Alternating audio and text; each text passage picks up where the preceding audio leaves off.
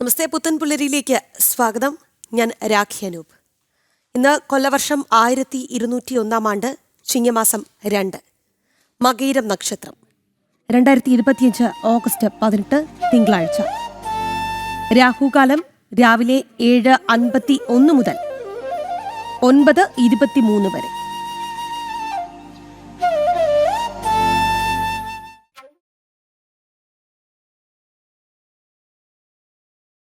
പുത്തൻപുലരിയിൽ നിരവധി വാർത്തകളുണ്ട്. തിങ്കളാഴ്ചയാണ്, അതുകൊണ്ട് തന്നെ ഒരുപാട് വാർത്തകളുടെ അപ്ഡേറ്റ്സ് വരുന്നുണ്ട്. ഒപ്പം തന്നെ പാർലമെന്റിൽ ഇന്ന് ശുഭാംശു ശുക്ലയെ ആദരിക്കുന്നുണ്ട്. എല്ലാ വാർത്തകളിലേക്കും നമുക്ക് പോകാം. അതിനു മുൻപ് തലക്കെട്ടുകൾ നോക്കാം. News headlines brought to you by Happy Jazz. Happy keeps everybody happy.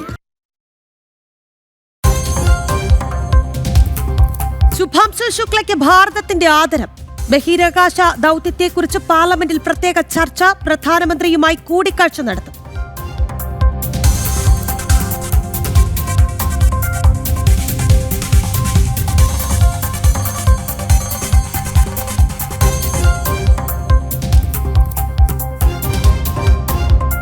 ബലാത്സംഗ കേസിൽ ഹിരൺദാസ് മുരളി എന്ന വേടന്റെ ജാമ്യ ഹർജി ഇന്ന് ഹൈക്കോടതിയിൽ. സർക്കാർ ഇന്ന് വിശദീകരണം നൽകും. പരാതി വ്യക്തിഹത്യയുടെ ഭാഗമെന്ന് ഹിരൺദാസ് മുരളി.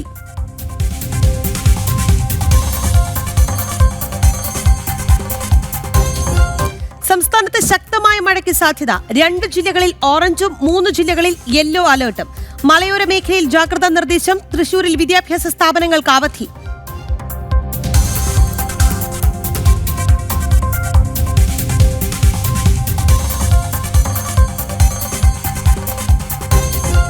ചൈനീസ് വിദേശകാര്യമന്ത്രി വാങ് യി ഭാരതത്തിലേക്ക് 2 ദിവസം നീളുന്ന സന്ദർശനം.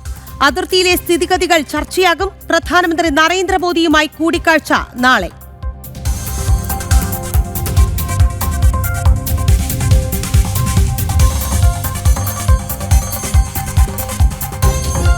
CPM-ൽ കത്ത് വിവാദം പുകയുന്നു. MV ഗോവിന്ദന്റെ മകനെതിരെ കൂടുതൽ ആരോപണങ്ങൾ. ശ്യാംജിത്ത് അറിയാതെ കത്ത് പുറത്താകില്ലെന്ന് വിമർശനം. CPM പോളിറ്റ് ബ്യൂറോ ഇന്ന് ഡൽഹിയിൽ.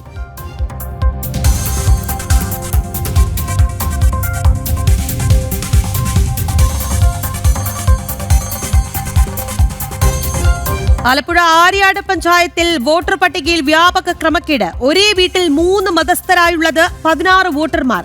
പിശക് പരിഹരിക്കാൻ BJP നടത്തിയ ശ്രമം അട്ടിമറിച്ചതായും പരാതി.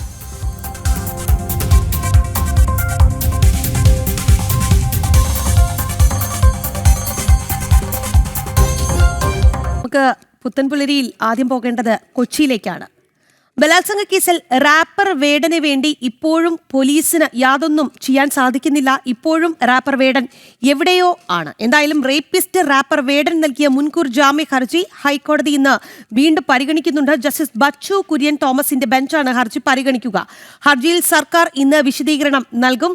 വ്യക്തിഹത്യയുടെ ഭാഗമാണ് തനിക്കെതിരായ പരാതിയെന്നാണ് വേടന്റെ വാദം. വിവരങ്ങളുമായി നിഷ ദിലീപാണ് കൊച്ചിയിൽ നിന്ന് ചേരുന്നത്. നിഷ, ഇനിയെങ്കിലും വേടനെ കണ്ടെത്താൻ സാധിക്കുമോ എന്ന ചോദ്യം ബാക്കിയായിരുന്നു. ഇതിനിടെയാണ് ഇന്ന് ജാമ്യ ഹർജി കോടതിയിലെത്തുന്നത്.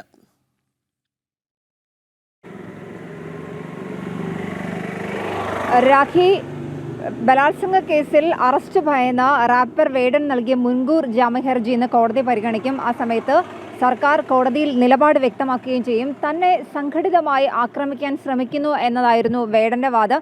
മാത്രമല്ല, തനിക്കും മാനേജർക്കും നിരന്തരം ഭീഷണി കോളുകൾ വരുന്നുണ്ട്. പല സ്ത്രീകളും തനിക്കെതിരെ പരാതി നൽകുമെന്നായിരുന്നു ഭീഷണി കോളുകൾ. എന്തായാലും ഒരു ബന്ധത്തിൽ വിള്ളലുകൾ ഉണ്ടാകുമ്പോൾ ഉടൻ തന്നെ വിവാഹ വാഗ്ദാനം നൽകി പീഡിപ്പിക്കാൻ ശ്രമിച്ചു എന്ന് പറയുന്ന പരാതി ശരിയല്ല. സുപ്രീം കോടതി തന്നെ പലതവണ ഇക്കാര്യം പല ഉത്തരവുകളിലൂടെ വ്യക്തമാക്കിയിട്ടുണ്ട് എന്നതാണ് മുൻകൂർ ജാമ്യ ഹർജിയിൽ വേടൻ ഉന്നയിക്കുന്ന പ്രധാന വാദം എന്ന് പറയുന്നത്. ഒപ്പം തന്നെ ഈ മുൻകൂർ ബലാത്സംഗ കുറ്റവും അതിൻ്റെ പ്രത്യാഘാതവും ഒക്കെ അറിയാവുന്നവരാണ് താനും ഈ പരാതിക്കാരിയായ യുവതിയും എന്ന കാര്യവും വേടൻ്റെ ഹർജിയിൽ വ്യക്തമാക്കുന്നുണ്ട്. തുടർച്ചയായി വിവാഹ വാഗ്ദാനം നൽകി പീഡിപ്പിച്ചു എന്നതിന് കഴിഞ്ഞ മാസം 31-നാണ് തൃക്കാക്കര പോലീസ് കോട്ടയം സ്വദേശിയായ യുവ ഡോക്ടറുടെ പരാതിയിൽ റാപ്പർ വേടനെതിരെ കേസെടുത്തത്. റാപ്പർ വേടൻ അന്നു മുതൽ ഒളിവിലാണ്. റാപ്പർ വേടനെ ഇതുവരെ കണ്ടെത്താൻ സാധിച്ചിട്ട് പോലീസിന് കഴിഞ്ഞിരുന്നില്ല. ഒരുപക്ഷെ റാപ്പർ വേടൻ മുൻകൂർ ജാമ്യ ഹർജി ഹൈക്കോടതി പരിഗണിക്കുന്നത് വരെ പോലീസ് അറസ്റ്റ് ചെയ്യാതിരിക്കാനുള്ള ശ്രമങ്ങൾ നടത്തി, അല്ലെങ്കിൽ വേടന് ഒളിവിലിരിക്കാനുള്ള പഴുതൊരുക്കി എന്ന് പറയുന്നതാവും വാസ്തവം. എന്തായാലും ഈ വേടനെതിരെ കഴിഞ്ഞ ജൂലൈ 31 തൃക്കാക്കര പോലീസ് കേസെടുത്തിട്ടുണ്ട്. 2021 മുതൽ 2023 വരെ പല ഇടങ്ങളിൽ വെച്ച് വിവാഹ വാഗ്ദാനം നൽകി തുടർച്ചയായി തന്നെ ബലാത്സംഗം ചെയ്തു എന്നാണ് യുവ ഡോക്ടറുടെ പരാതി. മാത്രമല്ല, ഈ യുവ ഡോക്ടറിൽ നിന്നും പലതവണ പാട്ടിറക്കാൻ എന്ന് പറഞ്ഞ് പലതവണയായി വേടൻ ഏതാണ്ട് 31,000 രൂപ തട്ടിയെടുത്തു എന്നും പരാതിയിൽ പറയുന്നുണ്ട്. എന്തായാലും ഇത്രയും ദിവസം ഈ യുവ ഡോക്ടർ പരാതി കൊടുത്ത് ആഴ്ചകളായി. ഇത്രയും ദിവസമായിട്ടും വേടനെ കണ്ടെത്താൻ കേരള പോലീസിന് കഴിഞ്ഞില്ല. ഞാൻ നേരത്തെ പറഞ്ഞതുപോലെ തന്നെ വേടന് രക്ഷപ്പെടാനുള്ള പഴുതുകളെല്ലാം തന്നെ പോലീസ് ഒരുക്കി കൊടുക്കുകയായിരുന്നു. വേടൻ്റെ മുൻകൂർ ജാമ്യാപേക്ഷ കോടതി പരിഗണിക്കുന്നത് വരെ ഏത് രീതിയിലും അറസ്റ്റ് നീക്കാൻ തന്നെയായിരുന്നു പോലീസിൻ്റെ നീക്കം. പലതവണ ഇക്കാര്യം മാധ്യമപ്രവർത്തകർ സിറ്റി പോലീസ് കമ്മീഷണർ അടക്കമുള്ളവരോട് ചോദിച്ചിരുന്നു. വേടൻ ഒളിവിലാണോ എന്ന ചോദ്യത്തിന് കൃത്യമായ ഉത്തരം നൽകിയിരുന്നില്ല. വേടൻ കേരളം വിട്ടോ എന്നുള്ള ചോദ്യത്തിന് കൃത്യമായ ഉത്തരം ആ സമയം നൽകിയിരുന്നില്ല. എന്തായാലും ഇന്നിപ്പോൾ ജസ്റ്റിസ് ബച്ചു കുര്യൻ തോമസിന്റെ ബെഞ്ച് ഇന്ന് വേടന്റെ മുൻകൂർ ജാമ്യ ഹർജി പരിഗണിക്കും. ആ സമയം സർക്കാർ കോടതിയിൽ നിലപാട് വ്യക്തമാകുകയും ചെയ്യും. രാഖി, എന്തായാലും നിഷ, വേടൻ എവിടെയോ ആണ്, ഞങ്ങൾ ഒരുപാട് ശ്രമിച്ചു എന്നിട്ടും കണ്ടെത്താൻ സാധിച്ചില്ല. ഈ ഒരു നിലപാട് തന്നെ ആയിരിക്കണം സർക്കാർ കോടതിയിൽ വിശദീകരണമായി നൽകുക, അല്ലേ?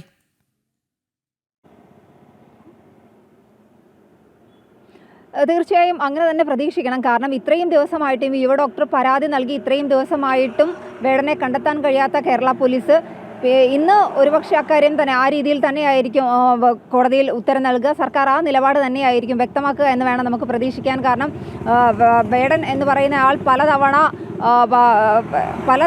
പല പരിപാടികൾക്കായി പലയിടങ്ങളിൽ വന്നു പോയിട്ടുണ്ട്. മാത്രമല്ല, ഈ വേടനെതിരെ യുവതി പരാതി നൽകിയതിന് ശേഷം കൊച്ചിയിൽ വേടൻ്റെ ഒരു സംഗീത പരിപാടി സംഘടിപ്പിച്ചിരുന്നു. ഇത് ടിക്കറ്റ് വെച്ച് നടത്തുന്ന ഒരു പരിപാടിയായിരുന്നു. ടിക്കറ്റുകളൊക്കെ വിറ്റുപോയിരുന്നു. പിന്നെ ആ ഒരു പരിപാടിയിൽ വേടൻ വരുമ്പോൾ അറസ്റ്റ് ഉണ്ടാകുമെന്നൊക്കെയുള്ള ഒരു പ്രതീക്ഷകളായിരുന്നു യുവതി അടക്കമുള്ളവർക്കുള്ളത്. പക്ഷേ ആ പരിപാടിയിൽ വേടൻ വന്നില്ല. ആ പരിപാടി തന്നെ ക്യാൻസൽ ചെയ്യുകയായിരുന്നു സംഘാടകർ. വേടൻ്റെ അസൗകര്യം കൊണ്ട് ആ പരിപാടി തന്നെ ക്യാൻസൽ ചെയ്യുകയാണ് എന്നാണ് അറിയിച്ചത്. പക്ഷേ ഈ വേടൻ കേരളത്തിൽ തന്നെയാണോ അതോ കേരളം വിട്ട് പുറത്തു പോയിട്ടുണ്ടോ? ഇത്രയും ദിവസമായിട്ടും യുവതി പരാതി നൽകി ഇത്രയും ദിവസമായിട്ടും ബലാത്സംഗ കുറ്റം ആരോപിച്ച് പരാതി നൽകിയിട്ടും വേടനെ കണ്ടെത്താൻ കഴിയാത്ത പോലീസ് അല്ലെങ്കിൽ സംസ്ഥാന സർക്കാർ ഏത് തരത്തിലുള്ള ഒരു നിലപാടായിരിക്കും കോടതിയിൽ വ്യക്തമാക്കുക എന്ന കാര്യമാണ് ഇപ്പോൾ നമുക്ക് കാത്തിരുന്ന് കാണേണ്ടത്. രാഖി, എന്തായാലും നമ്മുടെ പ്രേക്ഷകരൊക്കെ വളരെ രൂക്ഷമായ ഭാഷയിൽ പരിഹാസം നടത്തുന്നുണ്ട് സർക്കാരിനെതിരെ. AKG സെന്ററിൽ കയറി പരിശോധിക്കൂ വേടന് വേണ്ടിയിട്ടൊക്കെ എന്നാണ് ജനങ്ങൾ പറയുന്നത് എന്നുള്ളതാണ്. ചിലർ പറയുന്നത് വേടനെ പിടികിട്ടാപ്പുള്ളിയായി പ്രഖ്യാപിക്കുന്നത് എന്താണ് എന്നാണ്. വിജിൻ മേനോൻ എന്ന പ്രേക്ഷകൻ പറയുന്നത് അടുത്ത ജന്മം വേടനായി ജനിച്ചാൽ മതിയെന്നാണ്. എല്ലാവർക്കും വേടന്റെ പ്രിവിലേജ് കിട്ടില്ല എന്ന് മാത്രം ഓർമ്മിപ്പിക്കുകയാണ്. എന്തായാലും ബലാത്സംഗ കേസിൽ റാപ്പർ വേടൻ എന്ന ഹിരൺദാസ് മുരളിയുടെ മുൻകൂർ ജാമ്യ ഹർജി ഹൈക്കോടതി ഇന്ന് വീണ്ടും പരിഗണിക്കുന്നുണ്ട്. ജസ്റ്റിസ് ബച്ചു കുര്യൻ തോമസിന്റെ ബെഞ്ചാണ് ഹർജി പരിഗണിക്കുക. ഹർജിയിൽ സർക്കാർ ഇന്ന് വിശദീകരണം നൽകും. വ്യക്തിഹത്യയുടെ ഭാഗമായിട്ടാണ് തനിക്കെതിരായ പരാതി എന്നാണ് വേടന്റെ വാദം. എന്നാൽ സർക്കാർ ഈ വിഷയത്തിൽ എന്ത് വിശദീകരണം നൽകുമെന്ന് കണ്ടു തന്നെ അറിയേണ്ടി വരും. ഇനി നമുക്ക് തിരുവനന്തപുരത്തേക്കാണ് പോകേണ്ടത്. CPM-ൽ പരാതി ചോർന്ന വിവാദം പാർട്ടി സെക്രട്ടറി MV ഗോവിന്ദന്റെ മകൻ ശ്യാംജിത്തിനെതിരെ കൂടുതൽ ആരോപണങ്ങൾ. ശ്യാംജിത്ത് അറിയാതെ പാർട്ടിയിൽ നിന്നും കത്ത് പുറത്താകില്ല എന്നാണ് വിമർശനം. വ്യവസായി മുഹമ്മദ് ഷർഷാദിനെ പലതവണ രാജേഷ് കൃഷ്ണയുമായി പരിചയപ്പെടുത്തിയത് ശ്യാംജിത്താണ്. MV ഗോവിന്ദൻ പാർട്ടി സെക്രട്ടറി ആയതിനു ശേഷം രാജേഷ് കൃഷ്ണയ്ക്ക് പാർട്ടിയിൽ കൂടുതൽ പ്രാധാന്യം ലഭിച്ചതും PB രഹസ്യങ്ങൾ ചോരാൻ കാരണമായി എന്നാണ് വിലയിരുത്തൽ. വിവരങ്ങളുമായി ടിൻഡു ദാസാണ് നമുക്കൊപ്പം തിരുവനന്തപുരത്ത് നിന്ന് ചേരുന്നത്. ടിൻഡു, എന്തായാലും ശ്യാംജിത്ത് അറിയാതെ പാർട്ടിയിൽ നിന്ന് ഈ കത്ത് പുറത്താകില്ല, ഇത് തന്നെയാണ് ഇപ്പോഴും നിലനിൽക്കുന്ന ആ രൂക്ഷമായ വിമർശനം.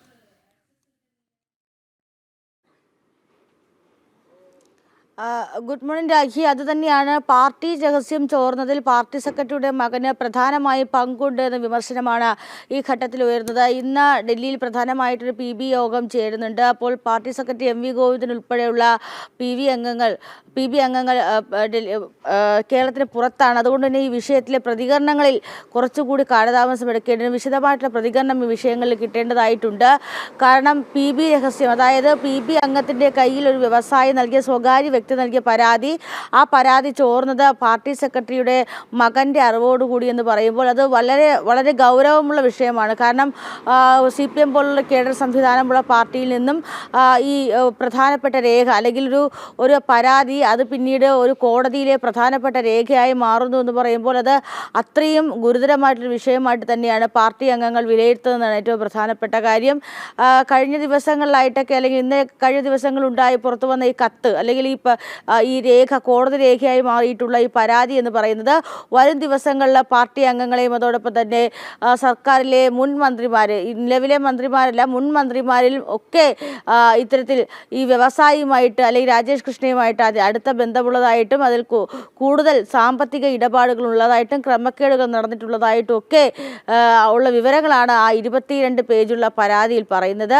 വളരെ രഹസ്യ സ്വഭാവത്തോടു കൂടി മധുരൈ പാർട്ടി കോൺഗ്രസിൽ വെച്ച് നൽകുന്ന ഈ പരാതി പിന്നീട് ദിവസങ്ങൾ കഴിയുമ്പോൾ അല്ലെങ്കിൽ മാസങ്ങൾ കഴിയുമ്പോൾ അത് ഒരു കോടതി രേഖയായി മാറുന്നു.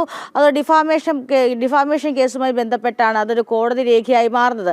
അപ്പോൾ അതിൽ ഗുരുതരമായിട്ടുള്ള വിഷയമെന്ന് പറയുന്നത് പാർട്ടിയിലെ പ്രധാനപ്പെട്ട സമുന്നത നേതാക്കളും പാർട്ടി അല്ലെങ്കിൽ സർക്കാരിലെ പ്രധാനപ്പെട്ട മന്ത്രിമാരും ഒക്കെ ഈ രാജേഷ് കൃഷ്ണയുമായിട്ട് അടുത്ത സാമ്പത്തികമായിട്ടുള്ള ഇടപാടുണ്ട്.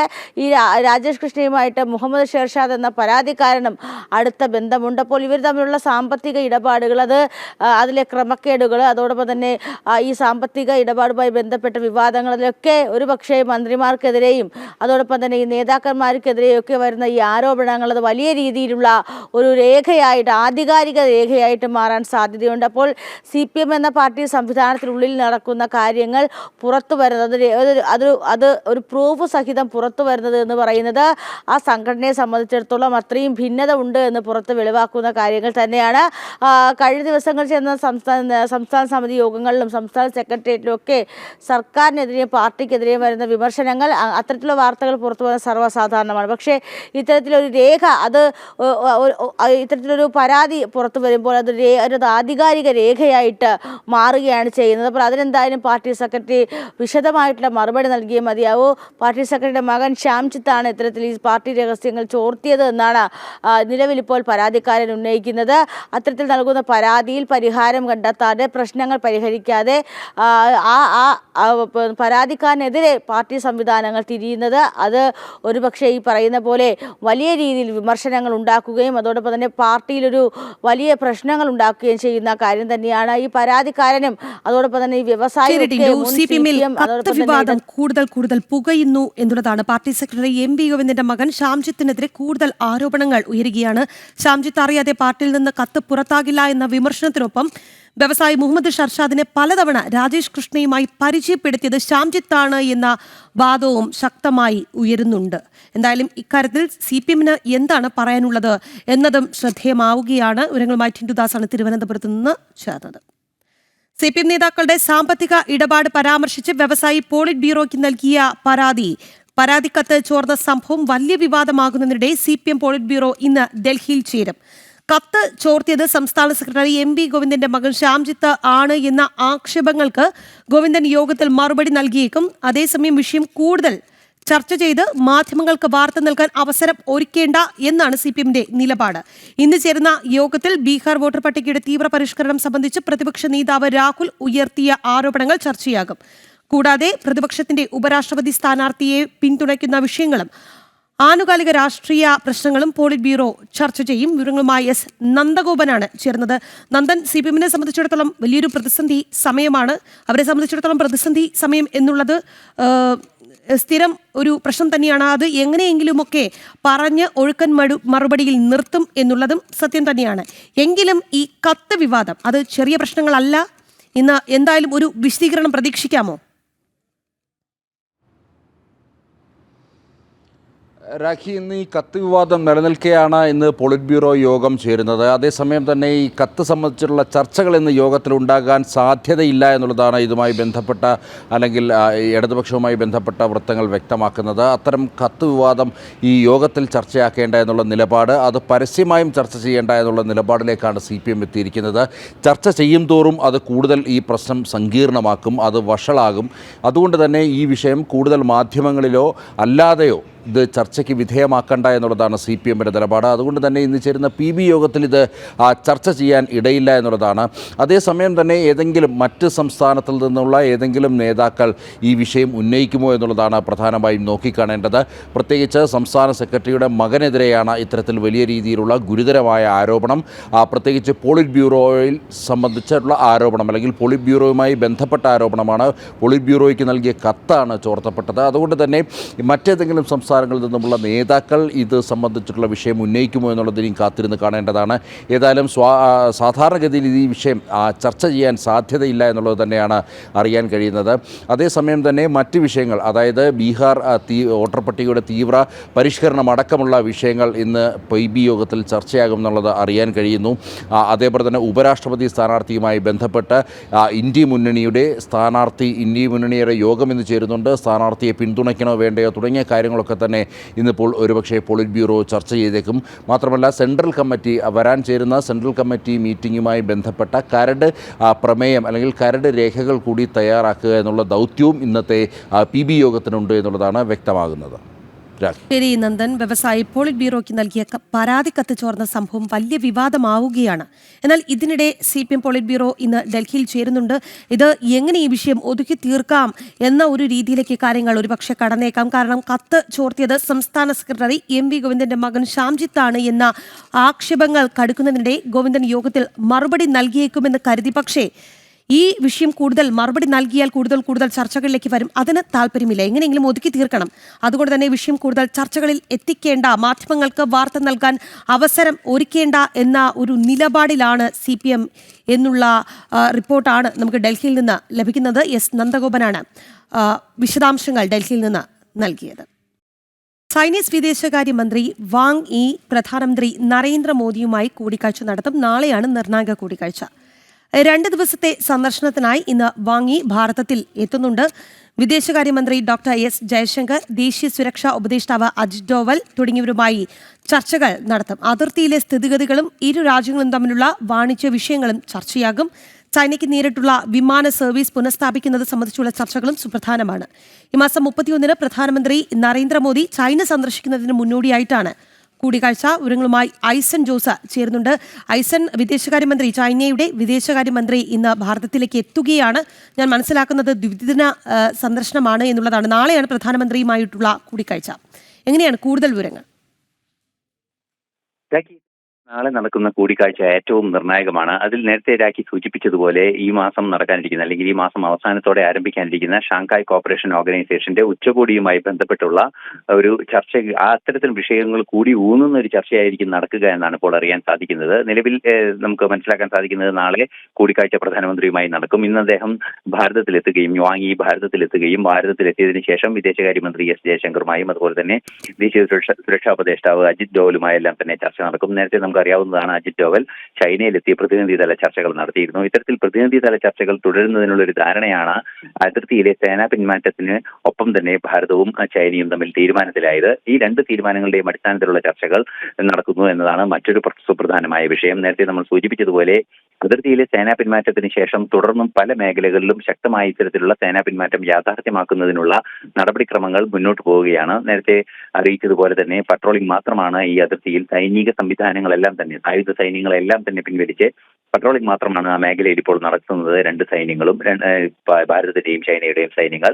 അത്തരത്തിലുള്ള നടപടിക്രമങ്ങൾ പുരോഗമിക്കുന്നതെന്നാണ് ഇപ്പോൾ അതിർത്തിയിൽ നിന്നുള്ള ഏറ്റവും സുപ്രധാനമായ വാർത്ത. മറ്റൊരു സുപ്രധാന വിഷയം നേരത്തെ സൂചിപ്പിച്ചതുപോലെ വാണിജ്യ ബന്ധങ്ങൾ സംബന്ധിച്ചാണ്. നേരത്തെ നമുക്കറിയാവുന്നതാണ്, ഈ അമേരിക്ക ചുമത്തിയിരിക്കുന്ന അധിക താരിഫുമായി ബന്ധപ്പെട്ടുള്ള ചർച്ചകൾ ഭാരതവും ചൈനയും തമ്മിൽ നടക്കുന്ന ഒരു സാഹചര്യമുണ്ട്. ഭാരതവും ചൈനയും തമ്മിൽ ആ വിഷയം ചർച്ചയാകുന്ന ഒരു സാഹചര്യമുണ്ട്. നേരത്തെ നമുക്കറിയാവുന്നതാണ്, 30% താരിഫാണ് നിലവിൽ ചൈനയ്ക്ക് ഏർപ്പെടുത്തിയിരിക്കുന്നത് അമേരിക്ക. ചൈന തിരിച്ചും 10% താരിഫ് അമേരിക്കൻ ഉൽപ്പന്നങ്ങൾക്ക് ഏർപ്പെടുത്തിയിട്ടുണ്ട്. പക്ഷേ ഭാരതത്തെ സംബന്ധിച്ചിടത്തോളം 50% താരിഫ് നടപ്പാക്കാനിരിക്കുന്ന ഒരു സാഹചര്യമുണ്ട്. അതുപോലെ തന്നെ ഈ 25-ാം തീയതി നടക്കേണ്ട അന്താരാഷ്ട്ര വാണിജ്യ ഉച്ചകോടി അല്ലെങ്കിൽ ഉഭയകക്ഷി വാണിജ്യ ഉച്ചകോടി നീട്ടിവെച്ചിരിക്കുകയാണ്. നിലവിലെ സാഹചര്യത്തിൽ ഉദ്യോഗസ്ഥരെല്ലാം തന്നെ എത്തുന്നത് മാറ്റിവെച്ചിരിക്കുന്നു അമേരിക്ക. അത്തരത്തിലുള്ള സംഭവ വികാസങ്ങളിൽ ട്രേഡുമായി ബന്ധപ്പെട്ട് ചൈനയുമായുള്ള ട്രേഡുമായി ബന്ധപ്പെട്ട് വലിയ ധാരണകൾ ഉണ്ടാക്കാനുള്ള ചർച്ചകൾ ഉണ്ടാകുമെന്നാണ് അറിയാൻ സാധിക്കുന്നത്. മറ്റൊരു സുപ്രധാന വിഷയം എന്ന് പറയുന്നത് നേരത്തെ പലതവണ പരാമർശിച്ചതുപോലെ കോവിഡ് കാലത്ത് നിർത്തിവെക്കപ്പെട്ട് പിന്നീട് പുനഃസ്ഥാപിക്കാനാവാത്ത ചൈനയിലേക്ക് നേരിട്ടുള്ള വിമാന സർവീസുമായി ബന്ധപ്പെട്ട വിഷയങ്ങളാണ്. ചൈനയിലേക്ക് നേരിട്ടുള്ള വിമാന സർവീസ് പുനരാരംഭിക്കുന്നത് സംബന്ധിച്ച് ചർച്ചകൾ നടക്കും. ഈ മാസം തന്നെ ചൈനയിലേക്ക് നേരിട്ടുള്ള വിമാന സർവീസ് ആരംഭിക്കും, അല്ലെങ്കിൽ ദിവസങ്ങൾക്കുള്ളിൽ തന്നെ അത് ആരംഭിക്കുമെന്ന റിപ്പോർട്ടുകളും പുറത്തു വരികയും ചെയ്യുന്നുണ്ട്. ഏറ്റവും ഗൗരവമേറിയ വിഷയമായി കണക്കാക്കുന്നത് ഒരു അന്താരാഷ്ട്ര ബന്ധത്തിന്റെ ഒരു സൂചനയാണ്. അതായത് നേരത്തെ നമുക്കറിയാവുന്നതുപോലെ ചൈനയുമായി പല വിഷയങ്ങളിലും അഭിപ്രായ വ്യത്യാസം നിലനിൽക്കുന്നു. അതിർത്തി വിഷയങ്ങളിലും അതുപോലെ തന്നെ ഭീകരതയെ പിന്തുണയ്ക്കുന്ന പാകിസ്ഥാനെ പിന്തുണയ്ക്കുന്ന വിഷയങ്ങളെല്ലാം തന്നെ നിലനിൽക്കുമ്പോഴും ചില അന്താരാഷ്ട്ര സാഹചര്യങ്ങൾ മാറിമറിയുന്ന ഒരു പശ്ചാത്തലമുണ്ട്. ഈ ഒരു സാഹചര്യത്തിൽ ചൈനയുമായി കൂടുതൽ ശക്തമായ ബന്ധം നിലനിർത്തുന്ന ഒരു സന്ദേശം അമേരിക്കയ്ക്ക് നൽകുകയും ചെയ്യുന്നുണ്ട് ഭാരതം. ഇത്തരത്തിലുള്ള വിവിധങ്ങളായ ഉഭയകക്ഷി ചർച്ചകളെല്ലാം തന്നെ നടക്കുന്ന ഒരു സാഹചര്യത്തിൽ കൂടിയാണ് വാങ് യി ഭാരതത്തിലെത്തുന്നത്. നാളെ അദ്ദേഹം പ്രധാനമന്ത്രി നരേന്ദ്രമോദിയുമായി കൂടിക്കാഴ്ച നടത്തുന്നു. ഇന്നും നാളെയുമായി വിദേശകാര്യമന്ത്രിയുമായും അതുപോലെ തന്നെ ദേശീയ സുരക്ഷാ ഉപദേഷ്ടാവും മറ്റു ഉദ്യോഗസ്ഥരുമായി എല്ലാം തന്നെ വിശാലമായ ചർച്ചകൾ ഉണ്ടാകുമെന്നാണ് അറിയാൻ സാധിക്കുന്നത്. ശരിയായി. ചൈനീസ് വിദേശകാര്യമന്ത്രി വാങ് യി ഇന്ന് ഭാരതത്തിലേക്ക് എത്തുകയാണ്. പ്രധാനമന്ത്രി നരേന്ദ്രമോദിയുമായി കൂടിക്കാഴ്ച അദ്ദേഹം നടത്തുന്നുണ്ട്. നാളെയാണ് ആ നിർണായക കൂടിക്കാഴ്ച. 2 ദിവസത്തെ സന്ദർശനത്തിന് വേണ്ടിയിട്ടാണ് വാങ് യി ഇന്ന് ഭാരതത്തിലേക്ക് എത്തുക. വിദേശകാര്യമന്ത്രി ഡോക്ടർ എസ് ജയശങ്കർ, ദേശീയ സുരക്ഷാ ഉപദേഷ്ടാവ് അജിത് ഡോവൽ തുടങ്ങിയവരുമായും ചർച്ചകൾ ഉണ്ടാകും. അതിർത്തിയിലെ സ്ഥിതിഗതികളടക്കമുള്ള വിഷയങ്ങളിൽ ചർച്ചകൾ പ്രതീക്ഷിക്കുന്നുമുണ്ട്. ഐസൻ ജോസാണ് വാർത്തയുടെ വിശദാംശങ്ങൾ നൽകിയത്. ഇന്ത്യൻ ബഹിരാകാശ യാത്രികൻ ശുഭാംശു ശുക്ലയെ രാജ്യം ആദരിക്കുന്നു. വികസിത് ഭാരത് 2047 ലക്ഷ്യം കൈവരിക്കുന്നതിൽ ബഹിരാകാശ പരിപാടിയുടെ നിർണായക പങ്കിനെക്കുറിച്ച് പാർലമെന്റിൽ ഇന്ന് പ്രത്യേക ചർച്ചയുണ്ടാകും. പ്രധാനമന്ത്രി നരേന്ദ്രമോദിയുമായി ശുഭാംശു ശുക്ല ഇന്ന് നേരിൽ കാണും. കഴിഞ്ഞ ദിവസം ഡൽഹി വിമാനത്താവളത്തിലെത്തിയ ശുഭാംശുവിനെ കേന്ദ്രമന്ത്രി ജിതേന്ദ്ര സിംഗിന്റെ നേതൃത്വത്തിലാണ് സ്വീകരിച്ചത്. വിവരങ്ങളുമായി എസ് നന്ദഗോപൻ നമുക്കൊപ്പം തുടരുന്നുണ്ട്. നന്ദൻ, ഇന്ന് ശുഭാംശു ശുക്ലയെ രാജ്യം ആദരിക്കുകയാണ്, പാർലമെന്റിൽ ആദരിക്കുകയാണ്. പ്രധാനമന്ത്രിയുമായി കൂടിക്കാഴ്ച ഉണ്ടാകുമെന്നറിയുന്നു. എപ്പോഴാണ് ഈ കൂടിക്കാഴ്ച? ബഹിരാകാശ സന്ദർശനം കഴിഞ്ഞ് മടങ്ങിയെത്തിയ സുധാംശു ശുക്ലയ്ക്ക് ഇന്നലെ ഡൽഹി വിമാനത്താവളത്തിൽ വലിയ സ്വീകരണമായിരുന്നു നൽകിയിരുന്നത്. കേന്ദ്രമന്ത്രി ജിതേന്ദ്ര സിംഗിൻ്റെ നേതൃത്വത്തിൽ, ഒപ്പം തന്നെ ഡൽഹി മുഖ്യമന്ത്രി രേഖ ഗുപ്ത അടക്കമുള്ളവർ പങ്കെടുത്ത വലിയ സ്വീകരണ പരിപാടി ഇന്നലെ ഡൽഹി വിമാനത്താവളത്തിൽ നടന്നു. അതിനുശേഷം മുഖ്യമന്ത്രിയും അതേപോലെ തന്നെ ജിതേന്ദ്ര സിംഗുമായും ഒക്കെ തന്നെ അദ്ദേഹം ഈ സുധാംശു ശുക്ല സംഭാഷണം നടത്തിയിരുന്നു. ഇന്നിപ്പോൾ പാർലമെൻറ്റിൽ അദ്ദേഹത്തെ MP-മാർ ചേർന്ന് സ്വീകരിക്കുകയാണ്. അതിനുശേഷം പാർലമെൻറ്റിൽ ഇന്നിപ്പോൾ ഇതുമായി ബന്ധപ്പെട്ട പ്രത്യേക ചർച്ചകളുണ്ടാകും. ശുഭാംശു ശുക്ലയുടെ യാത്രയും മാത്രമല്ല 2047 വികസിത ഭാരതം എന്നുള്ള ലക്ഷ്യം കൈവരിക്കുവാൻ ഭാരതത്തിൻ്റെ ബഹിരാകാശ ദൗത്യങ്ങൾ അത് ഏറെ നിർണായകമാണ്. ഇത് സംബന്ധിച്ചുള്ള വിശദമായ ചർച്ചകൾ, പ്രത്യേക ചർച്ചകളാണ് ഇന്നിപ്പോൾ പാർലമെൻറ്റിൽ നടക്കുക. ശുഭാംശു ശുക്ല ഒരുപക്ഷെ അത് വീക്ഷിക്കുവാൻ വേണ്ടി ഇന്നിപ്പോൾ പാർലമെൻറ്റ് ഉണ്ടാകും. ഇതിനൊപ്പം തന്നെ അദ്ദേഹം ഇന്ന് പ്രധാനമന്ത്രി നരേന്ദ്രമോദിയുമായി നേരിട്ട് കൂടിക്കാഴ്ച നടത്തുമെന്നുള്ളതാണ് അറിയാൻ കഴിയുന്നത്. 23-ാം തീയതി ലോക ബഹിരാകാശ ദിനവുമായി ബന്ധപ്പെട്ട് നടക്കുന്ന പരിപാടിയിൽ ഭാരത് മണ്ഡപത്തിൽ നടക്കുന്നുണ്ട്. ഡൽഹിയിലെ ഭാരത് മണ്ഡപത്തിൽ അവിടെ അദ്ദേഹം പ്രത്യേക അതിഥിയായി പങ്കെടുക്കും എന്നുള്ളതാണ് അറിയാൻ കഴിയുന്നത്. ഏതായാലും രാജ്യം വലിയ വരവേൽപ്പാണ് ശുഭാംശു ശുക്ലയ്ക്ക് നൽകിയതും, ഒപ്പം തന്നെ ഇന്നലെ വിമാനത്താവളത്തിൽ വലിയ വരവേൽപ്പ് നൽകി. ഇന്നിപ്പോൾ പാർലമെൻറ്റിൽ MP-മാർ ചേർന്ന് അദ്ദേഹത്തിന് വലിയ സ്വീകരണം നൽകാനൊരുങ്ങുന്നു. ശുഭാംശു ശുക്ലയ്ക്ക് ഇന്നലെ ഭാരതം ഊഷ്മള വരവേൽപ്പ് ഒരുക്കിയിരുന്നു എന്ന് അദ്ദേഹത്തെ പാർലമെന്റിൽ ആദരിക്കുന്നുണ്ട്. ഒപ്പം തന്നെ പ്രധാനമന്ത്രി നരേന്ദ്രമോദിയുമായി ഇന്ന് കൂടിക്കാഴ്ച ഉണ്ടാകുമെന്നാണ് നമുക്ക് അറിയാൻ സാധിക്കുന്നത്. എസ് നന്ദഗോപനാണ് വാർത്തയുടെ വിശദാംശങ്ങൾ നൽകിയത്. KCBയിൽ വിജിലൻസ് അന്വേഷണം നേരിടുന്ന ഉദ്യോഗസ്ഥർ നിരവധിയെന്ന് വിവരാവകാശ രേഖ. 10 വർഷത്തിനിടെ 33 ജീവനക്കാർ. വിജിലൻസ് കേസുകളിൽ പ്രതികൾ. സാമ്പത്തിക ക്രമക്കേടുമായി ബന്ധപ്പെട്ട് 9 പോലീസ് കേസുകളാണ്. എല്ലാ കേസുകളും വിചാരണയിൽ. വിവരാവകാശ രേഖയുടെ പകർപ്പ് ജനം ടിവിക്ക് ലഭിച്ചിട്ടുണ്ട്. ജനം ബ്രേക്കിംഗ് സ്റ്റോറിയാണ്. വിവരങ്ങളുമായി ടിൻഡു ദാസാണ് നമുക്കൊപ്പം ഉള്ളത്. ടിൻഡു, എന്തായാലും വേലി തന്നെ വിളവ് തിന്നുന്നു എന്ന് വേണം മനസ്സിലാക്കാൻ. കാരണം 33 ഉദ്യോഗസ്ഥർ അല്ലെങ്കിൽ 33 ജീവനക്കാർ വിജിലൻസ് കേസുകളിൽ കുടുങ്ങുമ്പോൾ അത് 10 വർഷത്തിനിടെയുള്ള കണക്കാണ് എന്നുള്ളതാണ്. എന്താണ് നമുക്ക് മനസ്സിലാകുന്ന കാര്യങ്ങൾ?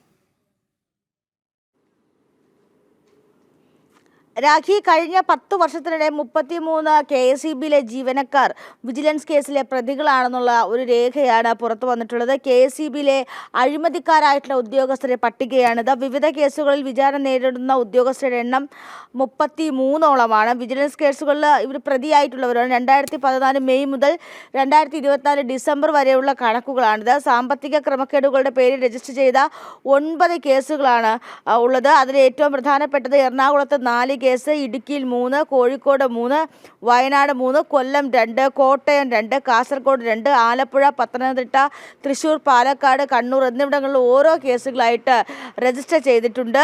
KSEB ഉദ്യോഗസ്ഥർക്കായി രജിസ്റ്റർ ചെയ്ത കേസുകൾ നിസ്സാരമായി കാണാൻ കഴിയില്ല എന്നാണ് ഈ വിവരാവകാശ രേഖയിൽ ലഭിച്ച ഈ KSEBിൽ തന്നെ ഉദ്യോഗസ്ഥർ പറയുന്നത്. കഴിഞ്ഞ 2014 മുതൽ 2024 വരെയുള്ള കണക്കെടുക്കുമ്പോൾ അത് വലിയ ഗുരുതരമായിട്ടുള്ള വിഷയമായിട്ട് തന്നെയാണ് ചൂണ്ടിക്കാട്ടുന്നത്. നേരത്തെ രാഖി സൂചിപ്പിച്ചതുപോലെ വേലി തന്നെ വിളവ് തിന്നുന്ന ഒരു സാഹചര്യമാണ് നിലനിൽക്കുന്നത്. ജീവനക്കാരുടെ എണ്ണത്തെ സംബന്ധിച്ചിടത്തോളം KSEBിയിലാണ് ഒരുപക്ഷെ ഏറ്റവും കൂടുതൽ ജീവനക്കാരുടെ എണ്ണം കുറവ്. ആ ഒരു എണ്ണം കുറവ് നിൽക്കുമ്പോൾ ഇത്തരത്തിൽ ഉദ്യോഗസ്ഥർ അവിടെ കാണിക്കുന്നത് ക്രമക്കേടുകളും അഴിമതികളുമാണ്. ഇത്തരത്തിൽ വിജിലൻസ് കേസിൽ പ്രതിയായ അല്ലെങ്കിൽ പ്രതിയാക്കപ്പെട്ടിട്ടുള്ള ആളുകൾ അല്ലെങ്കിൽ ഇത്തരത്തിൽ കേസ് അന്വേഷിക്കുന്നവർ പിന്നെയും ഇത്തരത്തിൽ ഒരു തരത്തിലുള്ള സംവിധാനങ്ങളെയും ഭയക്കാതെ തുടരുന്നു എന്നാണ് ഏറ്റവും പ്രധാനപ്പെട്ട കാര്യം. അപ്പോൾ എന്തായാലും സംസ്ഥാനത്ത് വിവിധ ജില്ലകളിലായിട്ട് KSEBിയിലെ വിവിധ KSEBിയിലെ വിവിധ ഇടങ്ങളിൽ പ്രവർത്തിക്കുന്ന ഉദ്യോഗസ്ഥരാണ് ഇത്തരത്തിൽ അഴിമതിയുടെ പട്ടികയിൽപ്പെട്ടിട്ടുള്ളത്. മറ്റ് വകുപ്പുകൾക്ക് പുറമേയും KSEBിക്ക് അകത്ത് വിജിലൻസ് സംവിധാനം ഇല്ല എന്നത് ഏറ്റവും പ്രധാനപ്പെട്ട കാര്യമാണ്. അതുകൊണ്ട് തന്നെ പുറമേ രജിസ്റ്റർ ചെയ്യപ്പെടുന്ന കേസുകളാണിത്. ഒരുപക്ഷെ ആഭ്യന്തരമായിട്ടുള്ള വിജിലൻസ് സംവിധാനം ഉണ്ടായിരുന്നുവെങ്കിൽ ഇതിൽ കൂടുതൽ കണക്കുകൾ പുറത്തു വരുമായിരുന്നുവെന്നും ആ വിവരാവകാശ രേഖ നൽകിയ ഉദ്യോഗസ്ഥൻ സമ്മതിക്കുന്നുണ്ട്. എന്തായാലും ഗുരുതരമായിട്ടുള്ളൊരു കുറ്റമാണ്. കാരണം വിവിധ ഇടങ്ങളിലായി KSEBിയുടെ ജീവനക്കാരിൽ ഭൂരിഭാഗവും ഇത്തരത്തിൽ ഈ വിജിലൻസ് കേസിൽ പ്രതികളാവുക എന്ന് പറയുന്നതും അത് ആ സംവിധാനത്തെ തന്നെ ബാധിക്കുന്നതാണ്. രാഖി, KSEBിയിൽ വിജിലൻസ് അന്വേഷണം നേരിടുന്ന ഉദ്യോഗസ്ഥർ നിരവധി എന്നാണ് വിവരാവകാശ രേഖ. 10 വർഷത്തിനിടെ 33 ജീവനക്കാർ വിജിലൻസ് കേസുകളിൽ പ്രതികൾ. സാമ്പത്തിക ക്രമക്കേടുമായി ബന്ധപ്പെട്ട് 9 പോലീസ് കേസുകൾ ഉണ്ടുതാനും എല്ലാ കേസുകളും വിചാരണയിലുമാണ്. വിവരാവകാശ രേഖയുടെ പകർപ്പാണ് ജനം TV പുറത്ത് വിട്ടത്. ചിന്തുദാസാണ് വാർത്തയുടെ വിശദാംശങ്ങൾ നൽകിയത്. ഇനി ശബരിമലയിലേക്കാണ്. ചിങ്ങമാസ പൂജ നാളുകളിൽ ശബരിമലയിൽ വൻ ഭക്തജന തിരക്ക്. 28,487 ഭക്തർ ഇന്നലെ ദർശനം നടത്തി. കനത്ത മഴ തുടരുന്ന കാലാവസ്ഥയാണ് ഇന്ന് പുലർച്ചെയും. സന്നിധാനത്ത് പൂജകൾ പൂർത്തിയാക്കി 21 രാത്രി 10 നടയടയ്ക്കും. വിവരങ്ങളുമായി സന്നിധാനത്ത് നിന്ന് മിഥുൻ മുരളിയാണ് ചേരുന്നത്. മിഥുൻ മുരളിയിലേക്കാണ് പോകുന്നത്. മിഥുൻ, ഇന്നലെ ചിങ്ങമാസ പുലരിയിൽ നല്ല മഴയായിരുന്നു, ഒപ്പം ഭക്തജന തിരക്കുമുണ്ടായിരുന്നു. ദൃശ്യങ്ങളിൽ നിന്ന് മനസ്സിലാക്കുന്നത് ഇന്നും ആ തിരക്കിന് യാതൊരു കുറവും ഇല്ല എന്നുള്ളതാണ്. അങ്ങനെ തന്നെയല്ലേ മിഥുൻ? മിഥുൻ നമുക്കിപ്പം ചേരുന്നുണ്ട്. ചിങ്ങമാസ പൂജാ നാളുകളിൽ ശബരിമലയിൽ വലിയ ഭക്തജന തിരക്കാണ് എന്നുള്ളതാണ്. സന്നിധാനത്ത് നിന്നുള്ള തത്സമയ ദൃശ്യങ്ങളാണ് പ്രേക്ഷകർ കാണുന്നത്. ഇന്നലെ 28,487 ഭക്തർ ദർശനം നടത്തിയിരുന്നു. ഇന്നും ആ തിരക്കിന് യാതൊരു കുറവും ഇല്ല എന്നാണ് നമുക്ക് ആ ദൃശ്യങ്ങളിൽ നിന്ന് കാണാൻ സാധിക്കുന്നത്. നിരവധി ഭക്തർ ക്യൂ നിൽക്കുകയാണ്. അയ്യനെ തൊഴുത് മടങ്ങാൻ വേണ്ടി, ആ പുണ്യ ദർശനത്തിന് വേണ്ടി വലിയ ഭക്തജന തിരക്ക് നമുക്ക് സന്നിധാനത്ത് ദർശിക്കാൻ സാധിക്കുന്നുണ്ട്. മിഥുൻ ലൈനിലുണ്ടെന്ന് പ്രതീക്ഷിക്കുന്നു. മിഥുൻ, ഇന്നലെ വലിയ മഴയായിരുന്നു പുലർച്ചെ. എങ്കിലും ആ മഴയൊക്കെ അവഗണിച്ച് അയ്യനെ ഒന്ന് കാണണം, തങ്ങളുടെ സങ്കടങ്ങൾ ഒന്ന് അറിയിക്കണം. അതിനുവേണ്ടി നിരവധി ഭക്തർ കാത്തു നിൽക്കുന്ന കുഞ്ഞുങ്ങളടക്കമുള്ളവർ നമ്മൾ ദൃശ്യങ്ങളിൽ കണ്ടിരുന്നു. ഇന്നും അതുതന്നെയാണോ അവസ്ഥ? രാഖി, സ്വാമി ശരണം. മലയാളിക്ക് പൊന്നോണം വരികയാണ്. പൊന്നോണ നാളുകളെ വരവേൽക്കുന്നതിന് വേണ്ടിയിട്ടുള്ള ഒരുക്കത്തിലാണ് മലയാളികൾ. നല്ല നാളുകൾക്ക് വേണ്ടി അയ്യപ്പസ്വാമിയുടെ അനുഗ്രഹത്തിന് വേണ്ടിയും ഭക്തജനങ്ങളുടെ വലിയ ഒഴുക്കാണ് സന്നിധാനത്തേക്ക് ഉള്ളത്. നട തുറന്നപ്പോൾ മുതൽ അനുഭവപ്പെടുന്ന തിരക്ക് ഇന്നും തുടരുകയാണ്. മഴയുണ്ട്. കഴിഞ്ഞ ദിവസങ്ങളിൽ മണിക്കൂറുകളിലെല്ലാം കനത്ത മഴയായിരുന്നു. വലിയ മഴയൊക്കെ അവഗണിച്ചുകൊണ്ട് കാലാവസ്ഥയൊക്കെ പ്രതികൂലമായാലും അതൊന്നും അയ്യപ്പ ദർശനത്തിന് തടസ്സമല്ല. നല്ല നാളുകളെ അയ്യപ്പസ്വാമിയുടെ അനുഗ്രഹത്തോടുകൂടി വരവേൽക്കുന്നതിന് മഴയോ കാലാവസ്ഥ പ്രതികൂലമായതോ ഒന്നും തടസ്സമല്ലെന്ന് തെളിയിച്ചുകൊണ്ട് ഭക്തജനങ്ങളുടെ പ്രവാഹമാണ് സന്നിധാനത്തേക്ക്. മണ്ഡല മകരവിളക്ക് തീർത്ഥാടന കാലത്തൊക്കെ നമ്മൾ സന്നിധാനത്ത് നിന്ന് കാണുന്നതിന് സമാനമായ കാഴ്ച തന്നെയാണ് ഈ ചിങ്ങമാസ പൂജാ നാളുകളിലും സന്നിധാനത്ത് നിന്നും കാണാൻ കഴിയുന്നത്. കഴിഞ്ഞ 2 ദിവസമായി അനുഭവപ്പെടുന്ന തിരക്ക് ഇന്ന് പുലർച്ചെയും അതേ രീതിയിൽ തന്നെ തുടരുകയാണ്. 28,000-ഓളം ഭക്തജനങ്ങളാണ്, ശരാശരിക്ക് മുകളിൽ ഭക്തജനങ്ങളാണ് ഇന്നലെ ദർശനം നടത്തിയത്. നട തുറന്ന ദിവസവും 22,000-ഓളം ഭക്തജനങ്ങൾ ദർശനം നടത്തി. എല്ലാ ദിവസവും സമാനമായി തന്നെ മലയാളികൾക്ക് പുറമെ അയൽ സംസ്ഥാനങ്ങളിൽ നിന്നുള്ള ഭക്തജനങ്ങളുടെയും വലിയ തിരക്ക് സന്നിധാനത്ത് അനുഭവപ്പെടുന്നു. കുഞ്ഞ് അയ്യപ്പന്മാർ, കുഞ്ഞ് മാളികപ്പുറങ്ങൾ എല്ലാം കൂടുതലായി എത്തുന്ന ദിവസങ്ങളാണ് ഈ ചിങ്ങമാസ പൂജ നാളുകൾ എന്നുള്ളതും ഒരു പ്രത്യേകത. കുഞ്ഞ് അയ്യപ്പന്മാർ, കുഞ്ഞ് മാളികപ്പുറങ്ങൾ അച്ഛൻ്റെയും മുത്തച്ഛൻ്റെയും ഒക്കെ കൈപിടിച്ച് സന്നിധാനത്തേക്ക് ഈ കനത്ത മഴയുള്ള ദിവസങ്ങളിൽ എത്തുന്ന കാഴ്ച ഭക്തിയുടെ ഏറ്റവും പാരമ്യത്തിലേക്ക് എത്തുന്ന ഏറ്റവും നിഷ്കളങ്കമായ ഭക്തിയുടെ കാഴ്ചകളായി സന്നിധാനത്ത് നിന്ന് കാണാൻ കഴിയുന്നു. നടപ്പന്തലും ഫ്ലൈ ഓവറും എല്ലാം രാവിലെ തന്നെ ഭക്തജനങ്ങളാൽ തിങ്ങി നിറഞ്ഞിരിക്കുന്ന കാഴ്ചയാണ് കാണുന്നത്. രാവിലെ 5 മണിക്ക് നട തുറന്ന് പതിവ് പൂജകൾ, ഉച്ചയ്ക്ക് 1 മണിക്ക് ഉച്ചപൂജയോടുകൂടി നട അടയ്ക്കും. വൈകിട്ട് 5 മണിക്ക് നട തുറന്ന് 6:30 ദീപാരാധനയ്ക്ക് ശേഷവും എല്ലാ ദിവസവും പടിപൂജയുണ്ട്. രാത്രി 9:50 കരിവരാസനം പാടി 10 മണിക്ക് നടയടയ്ക്കും. ഇങ്ങനെയാണ് പതിവ് പൂജാ ക്രമങ്ങൾ. 21-ാം തീയതി ചിങ്ങമാസ പൂജകൾ പൂർത്തിയാക്കി നടയടച്ചാലും സെപ്റ്റംബർ 3-ാം തീയതി ഓണം പൂജകൾക്ക് വേണ്ടി നട തുറക്കും. പൊന്നോണ നാളുകൾ വരുന്നത് കൊണ്ട് തന്നെ മലയാളികൾക്ക് ഏറ്റവും പ്രിയപ്പെട്ട പൊന്നോണ പുലരിയൊക്കെ വരവേൽക്കുന്നതിന് വേണ്ടി ആ ചിങ്ങമാസ നാളുകളിൽ മലയാളികളുടെ വലിയ തിരക്ക് അനുഭവപ്പെടുന്നു. ഒപ്പം തന്നെ മലയാളികൾ വലിയ രീതിയിൽ എത്തുമ്പോൾ തന്നെ അതോടൊപ്പം തന്നെ അയൽ സംസ്ഥാനങ്ങളിൽ നിന്ന്, പ്രത്യേകിച്ച് തമിഴ്നാട്ടിൽ നിന്നും ആന്ധ്രയിൽ നിന്നുമൊക്കെയുള്ള ഭക്തജനങ്ങളും ഈ ചിങ്ങമാസ പൂജാ നാളുകളിൽ കൂടുതലായി എത്തുമ്പോൾ അത് ഭക്തജന സഞ്ചയം സന്നിധാനത്ത് എങ്ങും നിറഞ്ഞു നിൽക്കുന്നതിന് ആ മണ്ഡല മകരവിളക്ക് തീർത്ഥാടന കാലത്തേക്ക് ഓർമ്മിപ്പിക്കുന്ന ആ അഭൂതപൂർവ്വമായിട്ടുള്ള തിരക്ക് സന്നിധാനത്ത് അനുഭവപ്പെടുന്നതിന് കാരണമാകുന്നുണ്ട്. നേരത്തെ സൂചിപ്പിച്ചതുപോലെ നല്ല തണുപ്പ് നിറഞ്ഞ കാലാവസ്ഥയാണ്. തണുത്ത് വിറങ്ങലിച്ചാണ് ഓരോ ഭക്തജനങ്ങളും മലകയറി സന്നിധാനത്തേക്ക് എത്തുന്നത്. പക്ഷേ അയ്യപ്പസ്വാമിയെ കാണുമ്പോൾ ആ തണുപ്പും കാലാവസ്ഥ പ്രതികൂലമായ സാഹചര്യമെല്ലാം ഭക്തജനങ്ങളുടെ മനസ്സിലെങ്ങും ഇല്ല എന്ന് തോന്നിപ്പോകുന്ന ആ ആനന്ദാനുഭൂതിയോടുകൂടി ആ ഭക്തിയുടെ ആനന്ദാനുഭൂതി ഒരു കാലാവസ്ഥയ്ക്കും പ്രതികൂലമാക്കാൻ സാധിക്കില്ല എന്ന് തോന്നിപ്പിക്കുന്ന എന്ന് അവരുടെ മുഖങ്ങളിൽ നിന്ന് വായിച്ചെടുക്കാൻ സാധിക്കുന്ന രീതിയിലാണ് സന്നിധാനത്തെ ആ ഭക്തി നിർഭരമായ കാഴ്ചകൾ ഉള്ളത്. പമ്പയിൽ നീരൊഴുക്ക് ശക്തമാണ്. പമ്പ നദിയിൽ ഇറങ്ങുന്നതിന് ജാഗ്രതാ നിർദ്ദേശം നൽകിയിട്ടുണ്ട്. പമ്പ സ്നാനത്തിനുൾപ്പെടെ കഴിഞ്ഞ 2 ദിവസമായി തുടരുന്ന നിയന്ത്രണം ഇന്നും തുടരുകയാണ്. പമ്പയുടെ വൃഷ്ടി പ്രദേശങ്ങളിൽ മഴ ശക്തമായതുകൊണ്ട് തന്നെ വരും മണിക്കൂറുകളിലും പമ്പാ നദിയിൽ നീരൊഴുക്ക് ശക്തമായി ജലം കൂടുതലായി ഉണ്ടാകാനുള്ള സാധ്യതയുള്ളതുകൊണ്ട് തന്നെ ഭക്തജനങ്ങൾക്ക് ജാഗ്രതാ നിർദ്ദേശം നൽകിയിരിക്കുന്നു. ഒപ്പം മല കയറുമ്പോൾ പലയിടത്തും വഴുക്കൽ അനുഭവപ്പെടുന്നുണ്ട്. മലയിറങ്ങുമ്പോഴും മല കയറുമ്പോഴും ഭക്തജനങ്ങൾ ജാഗ്രത പുലർത്തണമെന്നുള്ള നിർദ്ദേശവും ഓർമ്മിപ്പിക്കാൻ ഉണ്ട്. അനൗൺസ്മെൻറ്റായിക്കെ നൽകുന്നുണ്ട്. സന്നിധാനത്ത് നിന്നും പലയിടത്തും വഴുക്കൽ ഉള്ളതുകൊണ്ട് തെന്നി വീഴാനുള്ള സാധ്യത ഉണ്ടാകും. ഭക്തജനങ്ങൾ ഇക്കാര്യവും ശ്രദ്ധിച്ചുകൊണ്ട് സന്നിധാനത്തേക്ക് എത്തുക, തിരികെ മലയിറങ്ങുക. ശബരിമല പാതയിലെങ്ങും മഴയുണ്ട്. ലാഹിയിലും നിലയ്ക്കലും ഒക്കെ മഴ ഉള്ളതുകൊണ്ട് തന്നെ യാത്രയിലും ശ്രദ്ധിക്കണം എന്നുള്ള ഓർമ്മപ്പെടുത്തലും ഈ അവസരത്തിൽ ഉണ്ട്.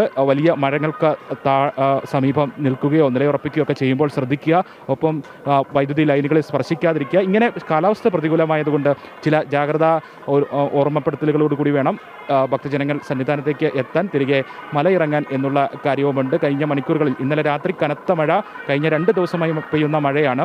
ഇന്നലെ രാത്രിയും കനത്ത മഴ തന്നെ ആയിരുന്നു. ഇന്ന് പുലർച്ചെ കുറച്ച് സമയം മാത്രമാണ് മഴ മാറി നിൽക്കുന്നത്. അന്തരീക്ഷം മേഘാവൃതമാണ്. ഏത് സമയവും മഴ കനത്തേക്കാമെന്ന് തോന്നിപ്പിക്കുന്ന സാഹചര്യം ഉള്ള കാലാവസ്ഥ തന്നെയാണ് രാവിലെ സന്നിധാനത്ത് ഉള്ളത്. വരും മണിക്കൂറുകളിൽ മഴ തുടരുന്നതിനുള്ള സാധ്യത ഉണ്ടാകും.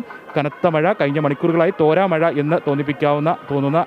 എന്ന് പറയാവുന്ന ആ കാലാവസ്ഥ വിശേഷം തന്നെയാണ് സന്നിധാനത്ത് ഉള്ളത്. എന്തായാലും കാലാവസ്ഥയൊന്നും പ്രതികൂലമല്ലാതെ സന്നിധാനത്തേക്ക് ഒഴുകിയെത്തുന്ന ആ ഭക്തജനങ്ങളുടെ കാഴ്ചയാണ് ഇപ്പോൾ ജനം ടി വിയിലൂടെ കാണുന്നത്. ഫ്ലൈ ഓവർ ഇറങ്ങി ആ സോപാനത്തിന് സമീപത്തേക്ക് ശ്രീകോവിലിലേക്ക് ശരണമന്ത്രമുഖരിതമായി എത്തുന്ന ഭക്തജനങ്ങളുടെ കാഴ്ചയാണ് കാണുന്നത്. ഈ ഫ്ലൈ ഓവർ ഇപ്പോൾ മുഴുവനും ഭക്തജനങ്ങളാൽ തിങ്ങി നിറഞ്ഞിരിക്കുകയാണ്. കൊടിമര ചുവട്ടിൽ നിന്നും ഫ്ലൈ ഓവർ തുടങ്ങുന്നത് മുതൽ ഇപ്പോൾ നമ്മൾ ദൃശ്യങ്ങളിൽ കാണുന്ന ഈ സോപാനത്തോട് ചേർന്ന ഭാഗം വരെയും മുഴുവൻ ഭക്തജനങ്ങളാൽ തിങ്ങി നിറഞ്ഞിരിക്കുന്നു. നടപ്പന്തലും സമാനമായ രീതിയിൽ തന്നെയാണ് ഭക്തജനങ്ങളാൽ തിങ്ങി നിറഞ്ഞിരിക്കുകയാണ്. ഭക്തജനങ്ങളെ ഘട്ടം ഘട്ടമായി തിരക്ക് നിയന്ത്രിക്കുന്നതിൻ്റെ ഭാഗമായി ഓരോ ഘട്ടത്തിലും നിശ്ചിത ഭക്തജനങ്ങളെ വീതം കടത്തിവിട്ടുകൊണ്ടിരിക്കുന്നു. ദർശനം സാധ്യമാക്കിക്കൊണ്ട് ഇരിക്കുന്നു. വരും മണിക്കൂറുകളിലും ഈ സമാനമായ രീതിയിൽ തന്നെ തിരക്ക് കൂടുന്നതിനുള്ള സാധ്യത ഉണ്ടാകും. ഈ മാസപൂജാ സമയത്തെ പ്രധാന പ്രത്യേകത നേരത്തെ സൂചിപ്പിച്ചതുപോലെ അയൽ സംസ്ഥാന ഭക്തജനങ്ങളുടെ എണ്ണം മലയാളികൾക്ക് ഒപ്പമുണ്ട്. ഒരുപക്ഷെ മലയാളികളെക്കാൾ കൂടുതലുണ്ടോ എന്ന് തോന്നിപ്പോകുന്ന രീതിയിൽ അയൽ സംസ്ഥാന ഭക്തജനങ്ങൾ എത്തുന്നുണ്ട്. കുഞ്ഞു മാളികപ്പുറങ്ങൾ, കുഞ്ഞു അയ്യപ്പന്മാർ, മാളികപ്പുറങ്ങൾ എല്ലാം കൂടുതലായി നമുക്ക് ദൃശ്യങ്ങളിൽ കാണാം. സന്നിധാനത്ത് നിരവധി ഭക്തർ ഇപ്പോഴും ക്യൂയിലാണ്. ഒരുപാട് ഭക്തർ ഇപ്പോഴും കാനനപാത വഴി അയ്യനെ വണങ്ങാനായി സന്നിധാനത്തേക്ക് എത്തിക്കൊണ്ടിരിക്കുകയാണ്. മഴയാണ്, അതുകൊണ്ട് തന്നെ ജാഗ്രതാ നിർദ്ദേശം നൽകിയിട്ടുമുണ്ട്. നീരൊഴുക്ക് പമ്പയിൽ കൂടുതലാണ്, അതുകൊണ്ട് തന്നെ വഴുക്കലുണ്ട്. ഇതെല്ലാം തന്നെ ശ്രദ്ധിച്ച് വേണം അയ്യപ്പന്മാർ സന്നിധാനത്തേക്ക് എത്താൻ. എന്തായാലും മഴയാണ് എങ്കിൽ പോലും അയ്യനെ വണങ്ങാതെ മടങ്ങാൻ സാധിക്കില്ലല്ലോ. അത് ഒരു പുണ്യദർശനമാണ്. അതുകൊണ്ട് തന്നെ ആ പുണ്യദർശനത്തിന് വേണ്ടി അയ്യപ്പ ഭക്തർ ശരണം വിളിച്ചുകൊണ്ട് അങ്ങോട്ടേക്ക് എത്തിക്കൊണ്ടിരിക്കുന്ന കാഴ്ചകൾ നമുക്ക് ദൃശ്യങ്ങളിൽ കാണാമായിരുന്നു. എന്തായാലും സന്നിധാനത്ത് പൂജകൾ പൂർത്തിയാക്കി 21-ന് രാത്രിയാണ് നട അടയ്ക്കുക. വിവരങ്ങളുമായി സന്നിധാനത്ത് നിന്ന് മിഥുൻ മുരളിയാണ് നമുക്കൊപ്പം ചേർന്നത്. ഇനി നമ്മൾ ഡൽഹിയിലേക്കാണ് പോകുന്നത്. ഉപരാഷ്ട്രപതി തെരഞ്ഞെടുപ്പിൽ CP രാധാകൃഷ്ണന് പിന്തുണ തേടി BJP നേതാക്കൾ പ്രതിപക്ഷ നേതാക്കളുമായി കൂടിക്കാഴ്ച നടത്തിയേക്കും. ഉപരാഷ്ട്രപതി പദത്തിലേക്ക് മത്സരം ഒഴിവാക്കി സമവായത്തിലൂടെ കാര്യങ്ങൾ നീക്കാനാണ് BJPയും NDAയും ആഗ്രഹിക്കുന്നത് എന്ന് BJP ദേശീയ അധ്യക്ഷൻ JP നദ്ദ വ്യക്തമാക്കിയിരുന്നു. അതേസമയം പ്രതിപക്ഷ മുന്നണിയുടെ സ്ഥാനാർത്ഥിയെ സംബന്ധിച്ച് തീരുമാനിക്കാൻ മല്ലികാർജ്ജുൻ ഖാർഗെയുടെ നേതൃത്വത്തിൽ ഇന്ന് ഇന്ത്യ സഖ്യം യോഗം ചേരുന്നുണ്ട്. വിവരങ്ങളുമായി S. നന്ദഗോപനാണ് ചേരുന്നത്. നന്ദൻ, ഒരു സമവായ സ്ഥാനാർത്ഥി അല്ലെങ്കിൽ സമവായത്തിലൂടെ ഒരു ഉപരാഷ്ട്രപതിയെ എത്തിക്കുക, ഇതിനു വേണ്ടിയിട്ടുള്ള നീക്കങ്ങളാണ് ഇപ്പോൾ നടക്കുന്നത്. എങ്ങനെയാണ് കൂടുതൽ വിവരങ്ങൾ?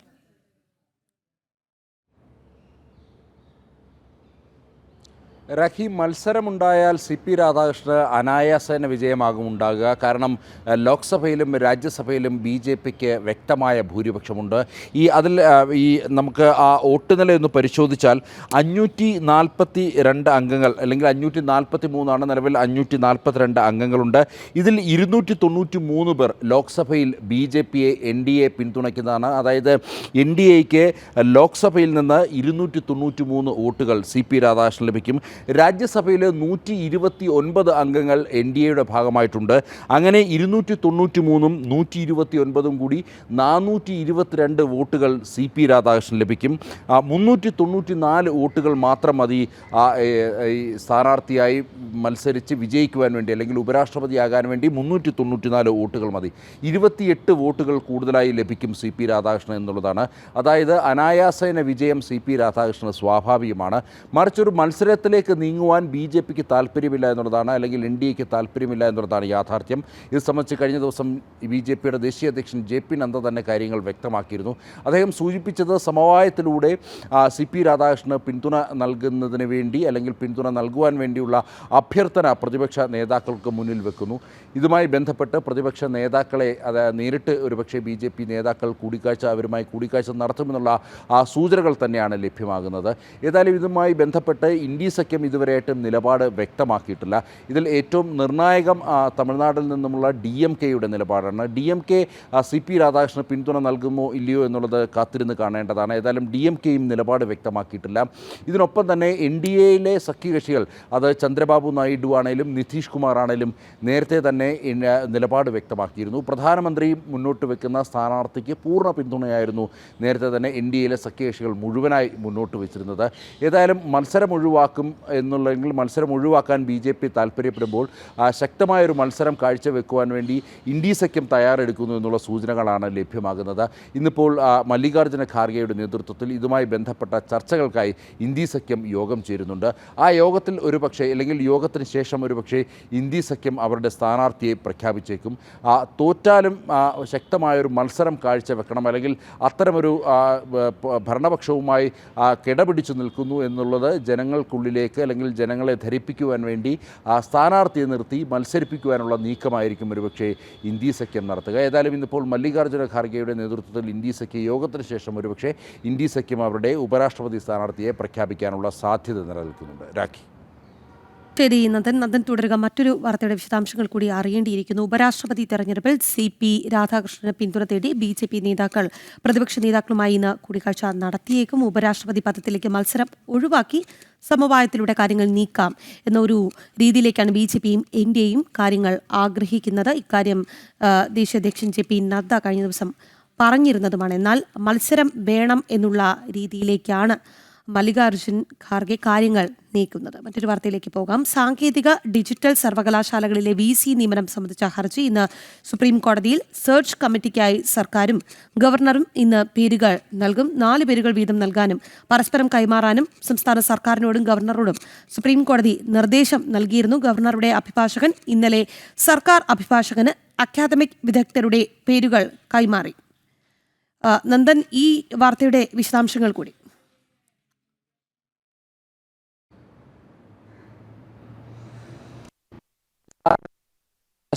സ്ഥിരവുമായി ബന്ധപ്പെട്ട് ഗവർണറും പോരടിച്ച് നിൽക്കുന്ന ഒരു സാഹചര്യത്തിൽ VC നിയമനം സാധ്യമല്ലാകാതിരുന്നു. അത്തരമൊരു സാഹചര്യം ഗവർണർ അപ്പീൽ എന്ന നിലയിൽ ഗവർണർ സമീപിച്ചത്. എന്നാൽ മുമ്പായും സുപ്രീം കോടതി ആദ്യഘട്ടത്തിൽ എന്നാൽ സർക്കാർ ഒരു തരത്തിലുള്ള വിട്ടുവീഴ്ചയ്ക്കും തയ്യാറായിരുന്നില്ല. ഇതിന്റെ അടിസ്ഥാനത്തിലാണ് സെർച്ച് കമ്മിറ്റി കോടതി തന്നെ മുൻകൈയെടുത്ത് രൂപീകരിക്കുമെന്നുള്ളത് അറിയിച്ചത്. ഇതിലേക്കായിട്ട് 4 പേരുകൾ വീതം സർക്കാരും അതേപോലെ തന്നെ ഗവർണറും നൽകുവാൻ വേണ്ടി കോടതി നിർദ്ദേശിച്ചു. ഈ 4 പേരുകളിൽ നിന്ന് 2 പേരുകളെ വീതം സെലക്ട് ചെയ്ത് 2 പേരെ വീതം തെരഞ്ഞെടുത്ത് UGCയുടെ ഒരു പ്രതിനിധി കൂടി ഉൾപ്പെടുത്തി 5 പേരടങ്ങുന്ന സെർച്ച് കമ്മിറ്റി രൂപീകരിക്കുവാൻ വേണ്ടിയാണ് സുപ്രീം കോടതി തീരുമാനിച്ചിരിക്കുന്നത്. കഴിഞ്ഞ ദിവസം ഇതുമായി ബന്ധപ്പെട്ട് പേരുകൾ നൽകുവാൻ വേണ്ടി ആവശ്യപ്പെട്ടപ്പോൾ ഗവർണറുടെ ഭാഗത്തു നിന്നും അല്ലെങ്കിൽ ഗവർണർക്ക് കൂടുതൽ പേരുകൾ നൽകാൻ സാധിച്ചിരുന്നില്ല. അക്കാഡമിക് വിദഗ്ധരടക്കം ഇതിൽ ഉൾപ്പെടുന്നുണ്ട്. ഇതുമായി ബന്ധപ്പെട്ട് അവരുമായി സംസാരിക്കുകയായിരുന്നു എന്നുള്ളതായിരുന്നു ഗവർണറുടെ അഭിഭാഷകൻ ചൂണ്ടിക്കാണിച്ചത്. അതിനുശേഷം ഇന്നിപ്പോൾ തിങ്കളാഴ്ച കേസ് പരിഗണിക്കുമ്പോൾ പൂർണ്ണമായും പേരുകൾ നൽകുവാൻ വേണ്ടി കോടതി നിർദ്ദേശിച്ചിരുന്നു. ഇന്ന് കോടതി ഇതിനോടകം തന്നെ ഇന്നലെ വൈകുന്നേരം തന്നെ ഗവർണറുടെ അഭിഭാഷകൻ സുപ്രീം കോടതിയിലെ സർക്കാരിന്റെ സ്റ്റാൻഡിംഗ് കൗൺസിലായ K. ശശിക്ക് ഈ പേരുകൾ കൈമാറിയിട്ടുണ്ട്. അതേസമയം തന്നെ സർക്കാർ നൽകിയിരിക്കുന്ന പേരുകൾ ഗവർണർക്ക് കൈമാറിയിട്ടില്ല എന്നുള്ള വിവരങ്ങളാണ് ലഭ്യമാകുന്നത്. ഏതായാലും ഇന്നിപ്പോൾ കോടതി ഈ കേസ് പരിഗണിക്കുന്നതിന് മുമ്പ് ഇരുവിഭാഗവും AGക്ക് അഡ്വക്കേറ്റ് ജനറലിന് ഇരുവിഭാഗവും ഈ പേരുകൾ കൈമാറണമെന്ന് നേരത്തെ തന്നെ കോടതി നിർദ്ദേശിച്ചിരുന്നു. ഏതായാലും ഇന്നിപ്പോൾ ഉച്ചയ്ക്ക് മുമ്പ് തന്നെ ഒരുപക്ഷെ കോടതി ഈ കേസ് പരിഗണിക്കാൻ സാധ്യതയുണ്ട്. ചീഫ് ജസ്റ്റിസ് അധ്യക്ഷനായ ബെഞ്ചാണ് കേസ് പരിഗണിക്കുന്നത്. ശരി നന്ദൻ, സാങ്കേതിക ഡിജിറ്റൽ സർവകലാശാലകളിലെ VC നിയമനം സംബന്ധിച്ച ഹർജി ഇന്ന് സുപ്രീം കോടതിയിൽ പരിഗണനയ്ക്ക് എടുക്കുകയാണ്. സെർച്ച് കമ്മിറ്റിക്കായി സർക്കാരും ഗവർണറും ഇന്ന് പേരുകൾ നൽകുകയും ചെയ്യും. 4 പേരുകൾ വീതം നൽകാനും പരസ്പരം കൈമാറാനും സംസ്ഥാന സർക്കാരിനോടും ഗവർണറോടും കോടതി നിർദ്ദേശം നൽകുകയും ചെയ്തിരുന്നു. വാർത്തയുടെ വിശദാംശങ്ങൾ നൽകിയത് ഡൽഹിയിൽ നിന്ന് നന്ദഗോപനാണ്. പ്രേക്ഷകരുടെ കമൻസ് കൂടി പരിശോധിച്ചാൽ രാജൻ ചങ്ങാട്ട് എന്ന പ്രേക്ഷകൻ പറയുന്നുണ്ട്, പോലീസിന് ഒരിക്കലും വേടനെ പിടികൂടാൻ സാധിക്കില്ല. ഒരു ദിവസം അയാൾ വന്ന് പോലീസിന് കീഴടങ്ങുമെന്ന്. സാധാരണ ഇതുവരെയുള്ള പല വിഷയങ്ങളിലും നമ്മൾ പരിശോധന നടത്തിയാൽ ഇത്തരത്തിൽ പല കീഴടങ്ങലുകളും നമുക്ക് കാണാം. അതുകൊണ്ട് തന്നെയായിരിക്കും അദ്ദേഹം അത്തരത്തിൽ പറഞ്ഞത്. ഇനി ഒരു വാർത്ത പരിശോധിക്കാം. സമാധാന ധാരണയുടെ ഭാഗമായി യുക്രൈന്റെ സുരക്ഷയ്ക്ക് അമേരിക്കയും യൂറോപ്പും ഉറച്ച പിന്തുണ നൽകും. ട്രംപിന്റെ പ്രതിനിധി സ്റ്റീവ് വിറ്റ്കോഫ് ആണ് ഇക്കാര്യം അറിയിച്ചത്. നാറ്റോ ധാരണയ്ക്ക് തുല്യമായ സുരക്ഷാ പിന്തുണയായിരിക്കും യുക്രൈന് ഉറപ്പാക്കുക. US-ഉം യൂറോപ്പും ചേർന്ന് യുക്രൈന് സൈനിക പിന്തുണ നൽകുന്നത് അംഗീകരിച്ചതായും അദ്ദേഹം പറഞ്ഞിട്ടുണ്ട്. അലാസ്കയിലെ കൂടിക്കാഴ്ചയിൽ ഇക്കാര്യവും ചർച്ചയായിട്ടുണ്ട്.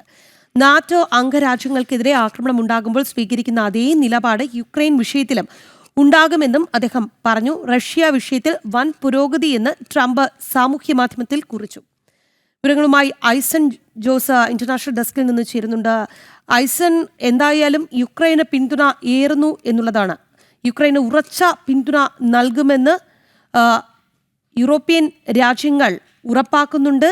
ഒപ്പം തുല്യമായ പരിഗണന ലഭിക്കണം. ഇക്കാര്യം തന്നെയാണ് US-ഉം തീരുമാനമായി കൈക്കൊള്ളുന്നത്. തീർച്ചയായും ഇപ്പോൾ നമുക്ക് ലഭ്യമാകുന്ന ഏറ്റവും പുതിയ വിവരങ്ങൾ അനുസരിച്ച് ഇക്കാര്യം ചർച്ചയായിരുന്നു. അതായത് അലാസ്കയിൽ നടന്ന ചർച്ചയിൽ ഇക്കാര്യം ട്രംപും പുടിനുമായി ചർച്ച നടത്തിയിരുന്നു എന്നാണ് നമുക്ക് മനസ്സിലാക്കാൻ സാധിക്കുന്നത്. അത്തരത്തിൽ നടന്ന ചർച്ചകളുടെ അടിസ്ഥാനത്തിലാണ് യുക്രൈന് സുരക്ഷ ഉറപ്പാക്കുന്നത് സംബന്ധിച്ച ഒരു ധാരണയിലെത്തിയിരിക്കുന്നത് എന്നാണ് സ്റ്റീവ് വിറ്റ്കോഫ്, അതായത് അമേരിക്കൻ പ്രസിഡന്റിന്റെ വിദേശ രാജ്യങ്ങളിലേക്കും, അതായത് റഷ്യ ഉൾപ്പെടെയുള്ള വിദേശ രാജ്യങ്ങളിലേക്കും പ്രത്യേകിച്ച് മധ്യേഷ്യൻ രാജ്യങ്ങളിലേക്കുമുള്ള ഒരു പ്രതിനിധിയായി പ്രവർത്തിക്കുന്ന സ്റ്റീവ് വിറ്റ്കോഫ് അറിയിച്ചിരിക്കുന്നത്. ഒരു സ്വകാര്യ ടെലിവിഷൻ ചാനലിൽ നൽകിയ മറുപടിയിലാണ് അദ്ദേഹം ഇക്കാര്യം അറിയിച്ചത്. ചർച്ചാവേളയിലെ മറുപടിയിലായിരുന്നു ഇക്കാര്യം അറിയിച്ചത്. അതായത് നേരത്തെ നമ്മൾ സൂചിപ്പിച്ചതുപോലെ നാറ്റോ അംഗത്വം ലഭിക്കുന്നതിന് വേണ്ടിയുള്ള യുക്രൈന്റെ ശ്രമങ്ങളാണ് വലിയ പ്രകോപനങ്ങളിലേക്ക് നീങ്ങുകയും ഇത്തരത്തിൽ യുക്രൈന്റെ കൈവശമുണ്ടായിരുന്ന റഷ്യയോട് വിധേയത്വം പുലർത്തുന്ന ചില മേഖലകൾ, ചില പ്രോവിൻസ് എല്ലാം തന്നെ പിടിച്ചെടുക്കാനുള്ള നീക്കം റഷ്യ നടത്തുകയും ചെയ്തത്. ഇതിന്റെ അടിസ്ഥാനത്തിലാണ് തുടർ ചർച്ചകളും സമാധാന ചർച്ചകളും മുന്നോട്ട് പോകുന്നത്. 3.5 വർഷമായി തുടരുന്ന യുദ്ധം അവസാനിക്കുന്ന സാഹചര്യത്തിൽ തുടർന്നൊരാക്രമണം റഷ്യയുടെ ഭാഗത്തു നിന്നുണ്ടാകില്ലെന്ന് ഉറപ്പുവരുത്തണമെന്ന് സെലൻസ്കി ആവശ്യപ്പെട്ടിരുന്നു. ഇതിനെ യൂറോപ്യൻ രാജ്യങ്ങളും അതുപോലെ തന്നെ യൂറോപ്യൻ യൂണിയൻ ഉൾപ്പെടെയും പിന്തുണയ്ക്കുകയും ചെയ്തിരുന്നു. അത്തരത്തിൽ വലിയ പിന്തുണ അത്തരത്തിൽ യുക്രൈൻ അന്ന് ലഭിക്കുകയും ചെയ്തു. ഈ പിന്തുണയുടെ കൂടി അടിസ്ഥാനത്തിൽ യൂറോപ്യൻ യൂണിയൻ നേതാക്കളുടെ കൂടി നിർദ്ദേശത്തിന്റെ അടിസ്ഥാനത്തിലാണ് നാറ്റോ അംഗം ആയാൽ ഏത് രീതിയിലാണോ ഒരു രാഷ്ട്രത്തിന് സുരക്ഷ ഉറപ്പാക്കുക അതേ രീതിയിലുള്ള സുരക്ഷ യുക്രൈന് ഉറപ്പാക്കാനുള്ള ഒരു ധാരണയുണ്ട് എന്ന വസ്തുത സ്റ്റീവ് വിറ്റ്കോഫ് ഇപ്പോൾ പുറത്തു പറഞ്ഞിരിക്കുന്നത്. അതായത് നാറ്റോ അംഗരാജ്യങ്ങളുടെ ചാർട്ടർ 5 പ്രകാരം കൃത്യമായി ഏതെങ്കിലും രീതിയിലുള്ള ഒരു ആക്രമണം തങ്ങളുടെ അംഗരാജ്യങ്ങൾക്കെതിരെ ഉണ്ടാവുകയാണെങ്കിൽ ആ ആക്രമണം നാറ്റോ സഖ്യത്തിനെതിരായ ആക്രമണമായി കണക്കാക്കുമെന്നാണ് അറിയിച്ചത്. സ്വാഭാവികമായും ഇപ്പോൾ റഷ്യയുടെ ഭാഗത്തു നിന്ന് എന്തെങ്കിലും ഒരു നീക്കം ഉണ്ടാവുകയാണെങ്കിൽ, നിലവിലെ സാഹചര്യത്തിൽ അതിനുള്ള സാധ്യത ഒട്ടുമില്ല എങ്കിൽ കൂടി സാഹചര്യം ഉണ്ടാവുകയാണെങ്കിൽ, യുക്രൈനെ ആക്രമിക്കാനുള്ള തുടർ നീക്കങ്ങൾ ഉണ്ടാവുകയാണെങ്കിൽ അത് നാറ്റോ സഖ്യത്തിനെതിരായ നീക്കമായി നാറ്റോ കണക്കാക്കുമെന്നാണ് അതിന്റെ അടിസ്ഥാന തത്വം. അതുകൊണ്ട് തന്നെ ശക്തമായ ഒരു സുരക്ഷ യൂറോപ്യൻ യൂണിയന്റെ ഭാഗത്തു നിന്നും അതുപോലെ തന്നെ അമേരിക്കയുടെ ഭാഗത്തു നിന്നും യുക്രൈൻ ഉണ്ടാക്കുമെന്നാണ് മനസ്സിലാക്കാൻ സാധിക്കുന്നത്. യുക്രൈനെ സൈനിക പിന്തുണ നൽകുകയും ആയുധങ്ങൾ നൽകുകയും ചെയ്യുന്നതിന് അമേരിക്ക മുന്നോട്ട് വരികയും സ്വാഭാവികമായും അതിനുള്ള തുക അതായത് കൃത്യമായി യൂറോപ്യൻ യൂണിയൻ ലഭ്യമാക്കുകയും ഒക്കെ ചെയ്യുന്ന വിശാലമായ ചില നടപടികളാണ് ഇതിന് പിന്നാലെ ഉണ്ടാകുന്നത്. നിലവിലെ സൂചന പ്രകാരം റഷ്യയിൽ വലിയ സംഭവവികാസങ്ങൾ ഉണ്ടായിക്കൊണ്ടിരിക്കുന്നു എന്ന് അറിയിക്കുകയും ചെയ്യുന്നുണ്ട് ട്രംപ്.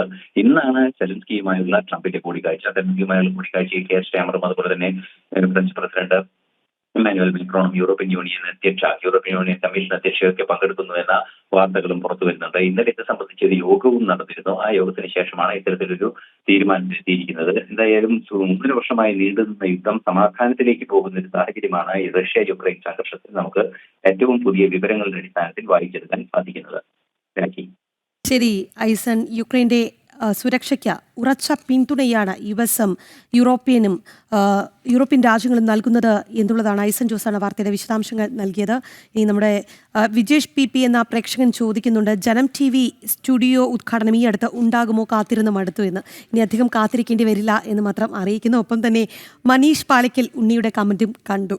ഇനി നമ്മൾ തിരുവനന്തപുരത്തേക്ക് പോവുകയാണ്. സംസ്ഥാനത്ത് ശക്തമായ മഴ തുടരും. 2 ജില്ലകളിൽ ഓറഞ്ച് അലേർട്ട്.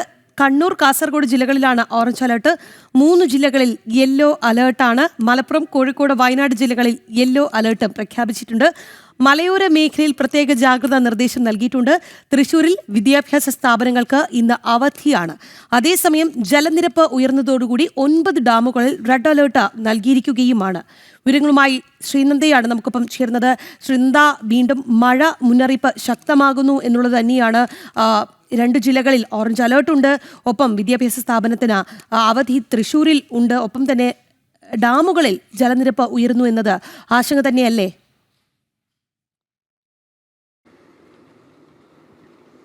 തീർച്ചയായിട്ടും രാഖി, ഇനി വരുന്ന 3 ദിവസങ്ങളിൽ ശക്തമായ മഴ തന്നെയായിരിക്കും സംസ്ഥാനത്തുടനീളം ഉണ്ടാകാൻ പോകുന്നത് എന്നാണ് നമുക്ക് ഈ മണിക്കൂറിൽ പറയാൻ കഴിയുന്നത്. ഇന്ന് 2 ജില്ലകളിലാണ് ഓറഞ്ച് അലേർട്ട് പ്രഖ്യാപിച്ചിരിക്കുന്നത്.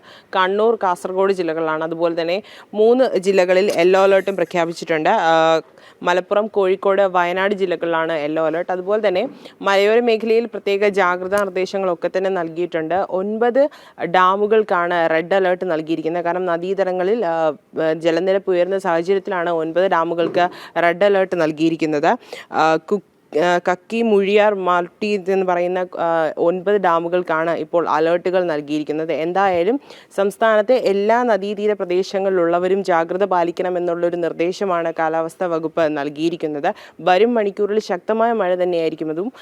40 മുതൽ 50 കിലോമീറ്റർ വരെ വേഗതയിൽ ശക്തമായ കാറ്റോടുകൂടി മഴയായിരിക്കും സംസ്ഥാനത്തുടനീളം ഉണ്ടാകാൻ പോകുന്നതെന്നൊരു നിർദ്ദേശമാണ് ഈ ഒരു മണിക്കൂറിൽ നമുക്ക് നൽകാൻ കഴിയുന്നത്. തൃശ്ശൂരിൽ ഇന്ന് അവധിയാണ്. അതുപോലെ തന്നെ മഴ കൂടുന്ന സാഹചര്യത്തിൽ മറ്റ് ജില്ലകളിലും ഈ പ്രത്യേക അലേർട്ടുകളും അതുപോലെ തന്നെ അവധികളും നൽകാനുള്ള സാധ്യതകളും നമുക്ക് തള്ളിക്കളയാനാകില്ല എന്നാണ് നമുക്ക് പറയാൻ സാധിക്കുന്നത്.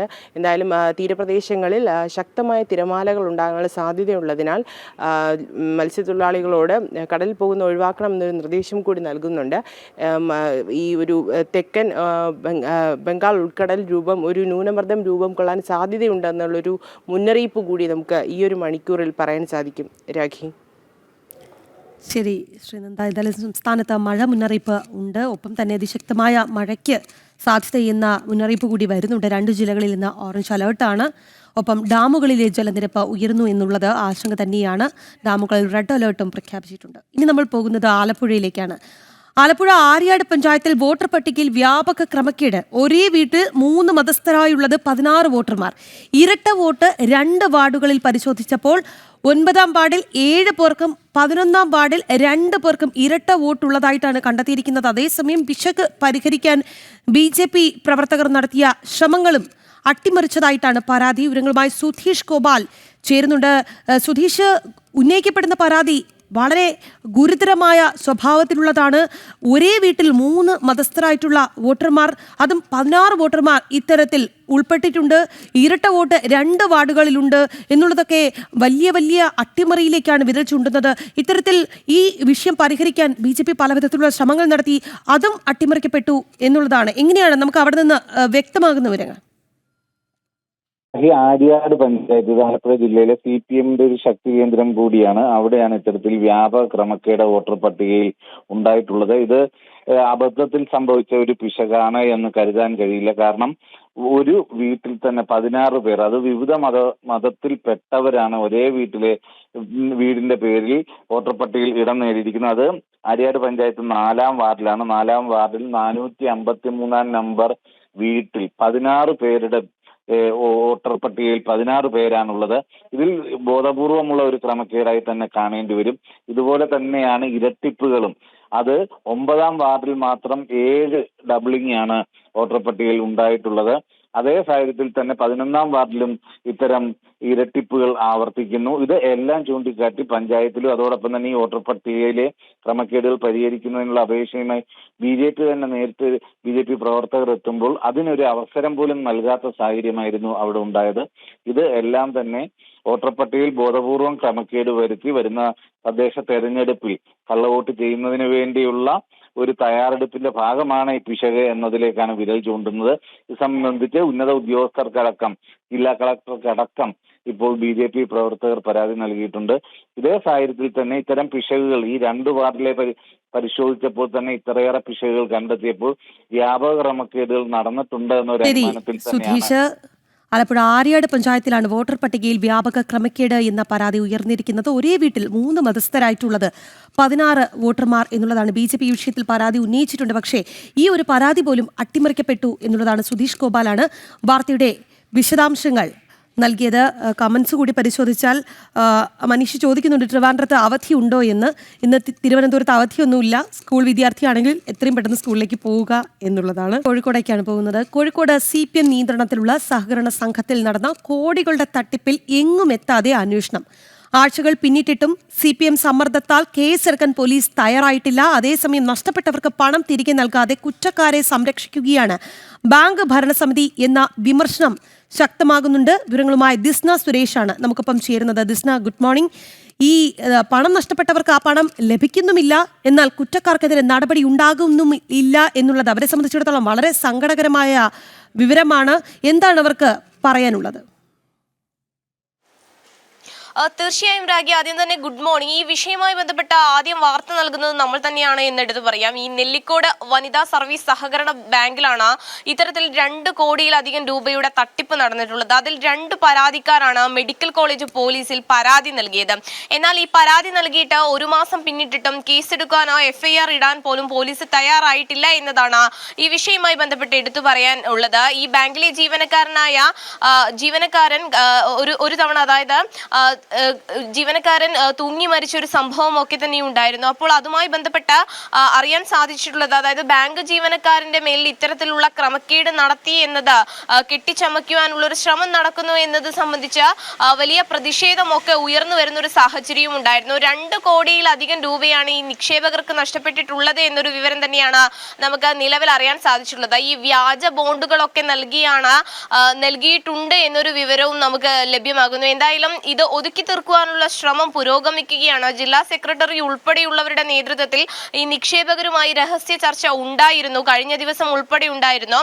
നിക്ഷേപകർക്ക് പണം തിരികെ നൽകും എന്നത് തന്നെയാണ് ഈ ബാങ്ക് പറയുന്നത്. ഈ ജീവനക്കാരന്റെ മരണവുമായി ബന്ധപ്പെട്ട് ഏറെ വിവാദങ്ങളും ഉയർന്നു വന്നിരുന്നു. ഈ ക്രമക്കേട് നടത്തിയത് ജീവനക്കാരനാണെന്നൊരു ആരോപണവും നിലവിൽ ഉയർന്നു വരുന്നുണ്ട്. എന്നാൽ അതുമായി ബന്ധപ്പെട്ട ആ കുടുംബത്തിന് പരാതിയില്ലാത്തത് കൊണ്ട് അതുമായി ബന്ധപ്പെട്ടുള്ള അന്വേഷണമോ മറ്റ് സംഗതികളോ ഒന്നും നിലവിലില്ല. എന്തായാലും വലിയ നിരാശയിലേക്കാണ് ഈ നിക്ഷേപകർ പോയിട്ടുള്ളത്. ഇപ്പോൾ നിലവിൽ 2 പരാതിക്കാരാണ് രംഗത്ത് വന്നിരിക്കുന്നത്. അവരാണ് മെഡിക്കൽ കോളേജ് പോലീസിൽ പരാതി നൽകിയിരിക്കുന്നത്. 1 മാസമാകാറായിട്ടും ഈ പരാതിയിൽ കേസെടുക്കാൻ ഇതുവരെ പോലീസ് തയ്യാറായിട്ടില്ല എന്നത് തന്നെയാണ് എടുത്തു പറയേണ്ടത്. എന്നാൽ ഈ ബാങ്ക് ഭരണസമിതി പറയുന്നത് മുൻ ജീവനക്കാരൻ ഇത്തരത്തിലൊരു ക്രമക്കേട് നടത്തി, അതുമായി ബന്ധപ്പെട്ട അവരും നിലവിൽ ഒരു കേസ് കൊടുത്തിട്ടുണ്ട് എന്നത് തന്നെയാണ് ബാങ്കിന്റെ ഭാഗത്ത് നിന്ന് നമുക്ക് അറിയാൻ സാധിക്കുന്നത്. എന്നാൽ അസിസ്റ്റന്റ് രജിസ്ട്രാർ ഇത് സംബന്ധിച്ചൊരു പ്രാഥമിക റിപ്പോർട്ട് മുകളിലേക്ക്, അതായത് ജില്ലാ തലത്തിലേക്ക് നൽകിയിട്ടുണ്ടെന്നും നമുക്കറിയുന്നു. അതായത് ബാങ്കിൽ ഇത്തരത്തിലൊരു ക്രമക്കേട് നടന്നിട്ടുണ്ടെന്നും ഓഡിറ്റിംഗിലാണ് അത് വ്യക്തമായതെന്നൊരു റിപ്പോർട്ട് നൽകിയിട്ടുണ്ട് എന്നൊരു വിവരം തന്നെയാണ് പുറത്തു വരുന്നത്. എന്തായാലും സാധാരണക്കാരായ നിക്ഷേപകരാണ് ഇപ്പോൾ ആശങ്കയിലായിരിക്കുന്നത്. വരും ദിവസങ്ങളിൽ ഈ കേസുമായി ബന്ധപ്പെട്ട് അല്ലെങ്കിൽ ഈ പരാതിയുമായി ബന്ധപ്പെട്ട് എന്ത് നടപടി എടുക്കുമെന്നതാണ് നമ്മൾ നോക്കിക്കാണേണ്ടത്. രാഗി. ശരി ദിസ്ന, കോഴിക്കോട് CPM നിയന്ത്രണത്തിലുള്ള സഹകരണ സംഘത്തിൽ നടന്ന കോടികളുടെ തട്ടിപ്പിൽ അന്വേഷണം എങ്ങും എത്തുന്നില്ല എന്നുള്ളതാണ്. ആഴ്ചകൾ പിന്നിട്ടു. CPM സമ്മർദ്ദത്താൽ കേസെടുക്കാൻ പോലീസ് തയ്യാറാകുന്നില്ല എന്ന ആക്ഷേപം ഉയരുകയാണ്. പണം നഷ്ടപ്പെട്ടവർക്ക് ആ പണം തിരികെ നൽകാതെ എന്നാൽ കുറ്റക്കാരെ സംരക്ഷിക്കുകയാണ് ബാങ്ക് ഭരണസമിതി എന്ന വിമർശനവും ശക്തം. വിവരങ്ങളുമായി ദിസ്ന സുരേഷാണ് കോഴിക്കോട് നിന്ന് ചേർന്നത്. BC നിയമന വിവാദങ്ങൾക്കിടെ ഡിജിറ്റൽ സർവകലാശാല ബോർഡ് ഓഫ് ഗവർണേഴ്സ് യോഗം ഇന്ന് ചേരും. 3 മാസത്തിന് ശേഷമാണ് യോഗം ചേരുക. സർവകലാശാലയിലെ സാമ്പത്തിക ക്രമക്കേടുകളുമായി ബന്ധപ്പെട്ട റിപ്പോർട്ട് VC ഗവർണർക്ക് സമർപ്പിച്ച സംഭവം യോഗത്തിൽ ചർച്ചയായേക്കും. VC ഡോക്ടർ സിസ തോമസിന്റെ നിയമനത്തിൽ അനിശ്ചിതത്വം നിലനിന്ന സാഹചര്യത്തിലായിരുന്നു യോഗം നീണ്ടുപോയത്. വിവരങ്ങളുമായി ടിൻഡു ദാസ് ആണ് നമുക്കിപ്പം തിരുവനന്തപുരത്ത് നിന്ന് ചേരുന്നത്. ടിൻഡു, എപ്പോഴാണ് ഈ യോഗം ചേരുക? എന്തൊക്കെ നിർണായകമായ കാര്യങ്ങൾ ഈ യോഗത്തിൽ നടക്കും? രാജ്യ VC നിയമന വിവാദങ്ങൾക്കിടെയാണ് ഡിജിറ്റൽ സർവകലാശാല ബോർഡ് ഓഫ് ഗവർണേഴ്സ് യോഗം ഇന്ന് ചേരുന്നത്. 3 മാസങ്ങൾക്ക് ശേഷമാണ് യോഗം ചേരുന്നത്. സിസ തോമസിന്റെ നിയമനവുമായി ബന്ധപ്പെട്ട ഈ ബോർഡ് ഓഫ് ഗവർണേഴ്സ് യോഗത്തിൽ ഒരു അനിശ്ചിതത്വം നിലനിന്നിരുന്നു. ആ അനിശ്ചിതത്വം നിലനിന്ന സാഹചര്യത്തിൽ ആ കാലയളവിൽ യോഗം ചേർന്നിരുന്നില്ല. 3 മാസ കാലയളവിലാണ് ഇത്തരത്തിൽ യോഗം വൈകാനായിട്ടൊരു കാരണമായത്. സർവകലാശാലയിലെ സാമ്പത്തിക ക്രമക്കേടുകളുമായി ബന്ധപ്പെട്ട റിപ്പോർട്ട് വൈസ് ചാൻസലർക്ക് സമർപ്പിച്ച സംഭവം, അതോടൊപ്പം തന്നെ ചിപ്പ് നിർമ്മാണത്തിലെ അപാകത എന്നീ വിഷയങ്ങളൊക്കെ ഈ യോഗത്തിൽ ചർച്ച ചെയ്യപ്പെടുമെന്ന് മനസ്സിലാക്കാൻ സാധിക്കുന്നു. ഫൈനാൻസ് ഓഡിറ്റ് തസ്തിക ഒഴിഞ്ഞുകിടക്കുന്നതിനാൽ സർവകലാശാല പ്രോജക്റ്റ് ഓഡിറ്റുകളൊന്നും നടന്നിട്ടില്ല. പ്രധാനമായിട്ടും 2 വിഷയങ്ങളാണ് ഈ യോഗത്തിൽ ചർച്ചയാകുന്നത്. സർവകലാശാല ഡിജിറ്റൽ സർവകലാശാലയുമായി ബന്ധപ്പെട്ട സാമ്പത്തിക ക്രമക്കേടുകളുടെ അപാകതകൾ, അത് വലിയ രീതിയിൽ വിവാദമായ വിഷയങ്ങളായിരുന്നു. സിസ തോമസ് VC ആയിരിക്കുന്ന സമയത്ത് ഈ സാമ്പത്തിക ക്രമക്കേടുകളെ സംബന്ധിച്ചിടത്തോളം ഈ സാമ്പത്തിക ക്രമക്കേടുകളെ സംബന്ധിച്ചിട്ടുള്ള എല്ലാ രേഖകളും VC സിസ തോമസ് ഗവർണറെ അറിയിച്ചിട്ടുണ്ടായിരുന്നു. അത് വലിയ രീതിയിലുള്ള ചർച്ചയായ വിഷയങ്ങളാണ്. ഈ വിഷയങ്ങളൊക്കെയാണ് ഇന്ന് ബോർഡ് ഓഫ് ഗവർണേഴ്സ് യോഗത്തിൽ ചർച്ചയാകുക. ഏറ്റവും പ്രധാനപ്പെട്ട കാര്യം, കഴിഞ്ഞ 3 മാസമായിട്ട് ഇത്തരത്തിലുള്ള യോഗങ്ങളും അതോടൊപ്പം തന്നെ ഈ ഓഡിറ്റിംഗ് സംബന്ധിച്ചുള്ള യോഗങ്ങളും ഒന്നും ചേർന്നിട്ടില്ല. അപ്പോൾ അത്തരത്തിലുള്ള വിവാദമായിട്ടുള്ള വിഷയങ്ങളും വിവാദമായിട്ടുള്ള എല്ലാ ചർച്ചാ വിഷയങ്ങളും ഇന്ന് ചേർന്ന യോഗത്തിൽ അത് ചർച്ചയാകുമെന്ന് മനസ്സിലാക്കാൻ സാധിക്കുന്നുണ്ട്. അതിനുശേഷം നിർണായകമായിട്ടുള്ള തീരുമാനമുണ്ടായേക്കും. VCക്ക് ഉൾപ്പെടെ ചാൻസലർക്കുൾപ്പെടെ ഈ വിഷയങ്ങൾ ഒരു രേഖയായി തന്നെ കൈമാറിയിട്ടുള്ള സാഹചര്യം നിലനിൽക്കുന്നുണ്ട്. അതുകൊണ്ട് തന്നെ ഈ വിഷയങ്ങൾക്ക് വളരെ കാര്യമായി തന്നെ ഇന്ന് ചേർന്ന യോഗത്തിൽ ചർച്ച ചെയ്യപ്പെടുമെന്ന് മനസ്സിലാക്കുന്നു. രാഖി. ശരി ടിൻഡു, VC നിയമന വിവാദങ്ങൾക്കിടെ ഡിജിറ്റൽ സർവകലാശാല ബോർഡ് ഓഫ് ഗവർണേഴ്സ് യോഗം ഇന്ന് ചേരുന്നുണ്ട്. 3 മാസത്തിന് ശേഷമാണ് യോഗം ചേരുന്നത്. സർവകലാശാലയിലെ സാമ്പത്തിക ക്രമക്കേടുകളുമായി ബന്ധപ്പെട്ട റിപ്പോർട്ട് VC ഗവർണർക്ക് സമർപ്പിച്ച സംഭവം യോഗത്തിൽ ചർച്ച ആയേക്കും. സിസ തോമസിന്റെ നിയമനത്തിൽ അനിശ്ചിതത്വം നിലനിന്ന സാഹചര്യത്തിലായിരുന്നു ഈ യോഗം നീണ്ടു പോയത്. എന്തായാലും ഇന്ന് ആ യോഗം ചേരുന്നുണ്ട് എന്നുള്ളതാണ്. ടിൻഡുദാസാണ് വാർത്തയുടെ വിശദാംശങ്ങൾ നൽകിയത്. കോൺഗ്രസ് നേതാവ് TN പ്രതാപന്റെ സഹോദരന്റെ മകൾക്ക് ഇരട്ട വോട്ട്. തളിക്കുളം പഞ്ചായത്തിൽ 2 വാർഡുകളിലാണ് വോട്ടുള്ളത്. ജ്യേഷ്ഠന്റെ മകളായ സഞ്ജു ഹരിദാസിനാണ് തളിക്കുളം ആര്യംപാടം വാർഡിലും താനാപ്പാടം വാർഡിലും വോട്ടുകൾ ഉള്ളത്. കേന്ദ്രമന്ത്രി സുരേഷ് ഗോപിക്കെതിരെ വ്യാജ വോട്ട് ആരോപണങ്ങൾ ഉന്നയിക്കുന്ന KPCC രാഷ്ട്രീയകാര്യ സമിതി അംഗം TN പ്രതാപന്റെ കുടുംബത്തിലും ഇരട്ട വോട്ട്. പ്രതാപന്റെ ജ്യേഷ്ഠന്റെ മകളായ സഞ്ജു ഹരിദാസിന് തളിക്കുളം ആര്യമ്പാടം വാർഡിലും താനാപ്പാടം വാർഡിലുമാണ് വോട്ടുകൾ ഉള്ളത്. സഞ്ജു ഹരിദാസ് തളിക്കുളം നമ്പിക്കടവ് ബ്ലോക്ക് ഡിവിഷൻ കോൺഗ്രസ് സ്ഥാനാർത്ഥിയായി മത്സരിച്ച് വിജയിച്ച വ്യക്തിയാണ്. ജനപ്രതിനിധി കൂടിയായിട്ടുള്ള സഞ്ജു ഹരിദാസിന് ഇരട്ട വോട്ടുള്ളപ്പോഴാണ് മറുഭാഗത്ത് വ്യാജ ആരോപണങ്ങൾ ഉന്നയിച്ച് TN പ്രതാപൻ കേന്ദ്രമന്ത്രി സുരേഷ് ഗോപിക്കെതിരെ തുടർച്ചയായി രംഗത്ത് വരുന്നത്. സ്വന്തം കുടുംബത്തിൽ പോലും ഇരട്ട വോട്ട് ചേർത്ത വ്യക്തിയാണ് TN പ്രതാപൻ എന്ന് ആക്ഷേപം ഉയർന്നിട്ടുണ്ട്.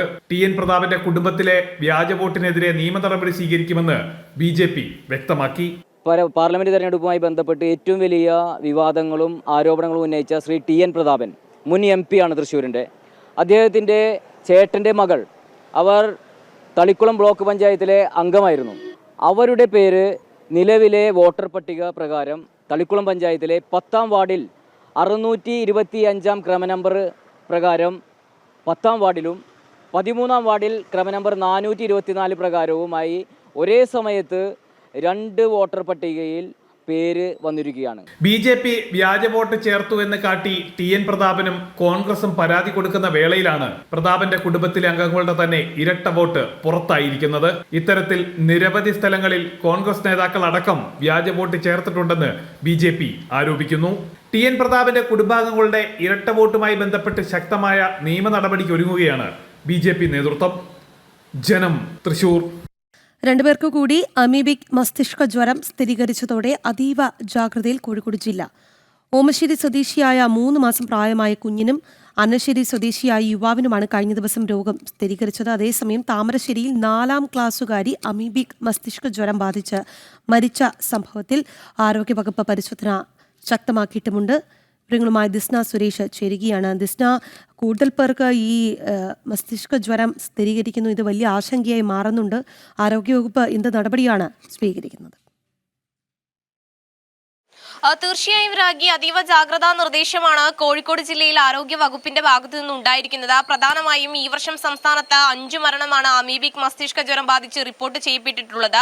അതിൽ 4 മരണവും കോഴിക്കോട് ജില്ലയിൽ നിന്നുണ്ടായത് എന്ന് തന്നെയാണ്. കഴിഞ്ഞ ദിവസമാണ് താമരശ്ശേരിയിൽ 4ാം ക്ലാസ് വിദ്യാർത്ഥിനി അമീബിക് മസ്തിഷ്ക ജ്വരം ബാധിച്ചു മരിച്ചത്. കുട്ടിയുടെ സ്രവ പരിശോധനയിലാണ് അമീബിക് മസ്തിഷ്ക ജ്വരമാണെന്ന് വ്യക്തമായത്. കുട്ടി വീടിന് സമീപമുള്ള താമരശ്ശേരിയിലെ വീടിന് സമീപമുള്ള കുളത്തിൽ കുളിച്ചിരുന്നു എന്നാണ് അറിയാൻ സാധിച്ചത്. ആ കുളത്തിലെ വെള്ളം ഉൾപ്പെടെ സാമ്പിൾ പരിശോധനയ്ക്കായി അയച്ചിട്ടുണ്ട്. അതോടൊപ്പം തന്നെ ആ കുളത്തിൽ കുളിച്ച കുട്ടികളൊക്കെ തന്നെ ഈ നിരീക്ഷണത്തിലാണ്. കുട്ടിയുടെ ബന്ധുവടക്കം ആശുപത്രിയിൽ ഉണ്ടായിരുന്നു. പനി മാറിയ സാഹചര്യത്തിൽ അവരെ ഡിസ്ചാർജ് ചെയ്ത് വീട്ടിലേക്ക് പറഞ്ഞയച്ചെങ്കിലും നിരീക്ഷണത്തിൽ തുടരുകയാണ് എന്ന് തന്നെയാണ് നമുക്ക് അറിയാൻ സാധിച്ചത്. ഈ കുട്ടി പഠിച്ച സ്കൂളിൽ ഉൾപ്പെടെ ഇന്ന് ആരോഗ്യ വകുപ്പിന്റെ നേതൃത്വത്തിൽ ബോധവൽക്കരണ ക്ലാസുകൾ സംഘടിപ്പിക്കും. അതോടൊപ്പം തന്നെ കൂടുതൽ കുട്ടികളുടെ സ്രവ സാമ്പിളുകൾ പരിശോധനയ്ക്ക് അയക്കുകയും നിലവിൽ പരിശോധിച്ചവയുടെ റിസൾട്ട് പുറത്തു വരുവാനുണ്ട്. അതോടൊപ്പം തന്നെ കോഴിക്കോട് ജില്ലയെ ആശങ്കയിൽ ആഴ്ത്തുന്ന മറ്റൊരു വാർത്ത എന്ന് പറയുന്നത് 3 മാസം പ്രായമായ ഓമശ്ശേരി സ്വദേശിയായ കുട്ടിക്കും അന്നശ്ശേരി സ്വദേശിയായ യുവാവിനുമാണ് ഇപ്പോൾ അമീബിക് മസ്തിഷ്ക ജ്വരം സ്ഥിരീകരിച്ചിട്ടുള്ളത്. ഈ കുട്ടി വെന്റിലേറ്ററിൽ തുടരുകയാണ് എന്ന് തന്നെയാണ്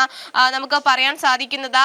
യുവാവിന്റെ ആരോഗ്യനിലയും ഗുരുതരമാണ് എന്നൊരു വിവരം തന്നെയാണ് നമുക്ക് ഇപ്പോൾ നിലവിൽ ലഭ്യമായിട്ടുള്ളത്. എന്തായാലും ഇവരുമായി ബന്ധപ്പെട്ടും കൂടുതൽ പരിശോധനകൾ ഉണ്ടാവും. ഈ 3 മാസം പ്രായമായ കുട്ടിക്ക് വീട്ടിലെ കിണർ വെള്ളത്തിൽ നിന്നാണ് ഇത്തരത്തിൽ അമീബിക് മസ്തിഷ്ക ജ്വരം പടർന്നത് എന്നൊരു നിരീക്ഷണത്തിലാണ് ആരോഗ്യ വകുപ്പ് നിലവിലുള്ളത്. ഈ കിണർ വറ്റിക്കുകയൊക്കെ ഇന്നലെ ചെയ്തിരുന്നു. പ്രധാനമായും ഈ ചതുപ്പ് നിറഞ്ഞൊരു പ്രദേശത്താണ് ഈ കിണർ ഉള്ളത്. അങ്ങനെയാവാം ഈ അമീബിക്ക് ഈ കിണറിലെ വെള്ളത്തിലേക്ക് പടർന്നത് എന്നൊരു നിരീക്ഷണത്തിൽ തന്നെയാണ് നിലവിൽ ആരോഗ്യ വകുപ്പുള്ളത്. ഈ ആരോഗ്യ വകുപ്പ് പ്രധാനമായും പുറപ്പെടുവിച്ചിട്ടുള്ള മാർഗനിർദ്ദേശങ്ങൾ എന്ന് പറയുന്നത് രാഗി, ഈ പനി അടക്കമുള്ള അല്ലെങ്കിൽ ഏതെങ്കിലും തരത്തിലുള്ള ലക്ഷണങ്ങൾ കാണുകയാണെങ്കിൽ ഉടൻ തന്നെ ആശുപത്രിയിൽ എത്തി ചികിത്സ തേടുക എന്നത് തന്നെയാണ് ആരോഗ്യ വകുപ്പ് നിർദ്ദേശം നൽകിയിരിക്കുന്നത്. പരമാവധി സ്വയം ചികിത്സ ഒഴിവാക്കാൻ ശ്രമിക്കുക എന്നൊരു നിർദ്ദേശവും ആരോഗ്യ വകുപ്പ് മുന്നോട്ട് വയ്ക്കുന്നു. എന്തായാലും അതീവ ജാഗ്രതയിലാണ് കോഴിക്കോട് ജില്ല നിലവിലുള്ളത്. രാഗി, എന്തായാലും 4ാം ക്ലാസ്സുകാരി ഈ പറഞ്ഞതുപോലെ കുളത്തിൽ കുളിച്ചിരിക്കാം, ആ ഒരു നിഗമനത്തിലാണ്. എന്നാൽ ഈ 3 മാസം മാത്രം പ്രായമുള്ള കുഞ്ഞിന് എങ്ങനെ രോഗം വന്നു?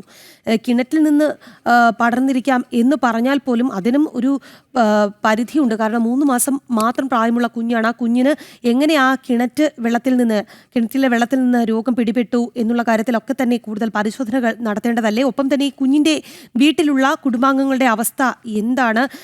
ഈ രോഗം പിടിപെട്ട് നിരീക്ഷണത്തിലായിട്ടുള്ള ആ യുവാവും ഈ കുഞ്ഞുമായിട്ടുള്ള അവർ ഒരു കുടുംബത്തിലെ അംഗങ്ങളാണോ? എന്താണ് അത് സംബന്ധിച്ച് നമുക്ക് ലഭിക്കുന്ന വിവരങ്ങൾ? രാഗി നിലവിൽ രാഗി സൂചിപ്പിച്ചതുപോലെ അത്തരത്തിലൊരു ബന്ധമൊന്നും തന്നെ ഇവർ തമ്മിലില്ല. എങ്ങനെയാണ് ഈ രോഗം പടർന്നത് എന്നത് സംബന്ധിച്ച് രോഗത്തിന്റെ ഉറവിടം കണ്ടെത്തുക എന്നത് തന്നെയാണ് ഏറ്റവും ദുഷ്കരമായി തുടരുന്നത്. കിണർവെള്ളത്തിൽ നിന്നാണ് ഇത്തരത്തിൽ രോഗം പടർന്നത് എന്നൊരു നിഗമനം സ്ഥിരീകരണം അല്ലെങ്കിൽ അത് തന്നെയാണ് ആരോഗ്യവകുപ്പ് മുന്നോട്ട് വെച്ചിട്ടുള്ളത്. പ്രധാനമായും എടുത്തു പറയുന്നത് ചതുപ്പ് ചേർന്ന ഒരു പ്രദേശത്താണ് ഈ കിണറുള്ളത്. അത്തരത്തിലായിരിക്കും ഈ അമീബിക്ക് അല്ലെങ്കിൽ ഈ രോഗാണു അവിടെ പിടിപെട്ടത് എന്നൊരു കാര്യം തന്നെയാണ് ആരോഗ്യവകുപ്പ് പറയുന്നത്. ഇതിൽ പ്രധാനമായും ഈ കുഞ്ഞ് വെന്റിലേറ്ററിൽ തുടരുന്നു എന്നൊരു വിവരം തന്നെയാണ് ആരോഗ്യ വകുപ്പിന്റെ ഭാഗത്തു നിന്ന് നമുക്ക് നിലവിൽ ലഭ്യമായിട്ടുള്ളത്. എന്തായാലും കുട്ടിയുമായി ബന്ധപ്പെട്ട ഒപ്പം തന്നെ ആളുകളെയൊക്കെ തന്നെയും നിരീക്ഷണത്തിലിരിക്കണം എന്നൊരു നിർദ്ദേശവും ആരോഗ്യ വകുപ്പ് മുന്നോട്ട് വെച്ചിട്ടുണ്ട്.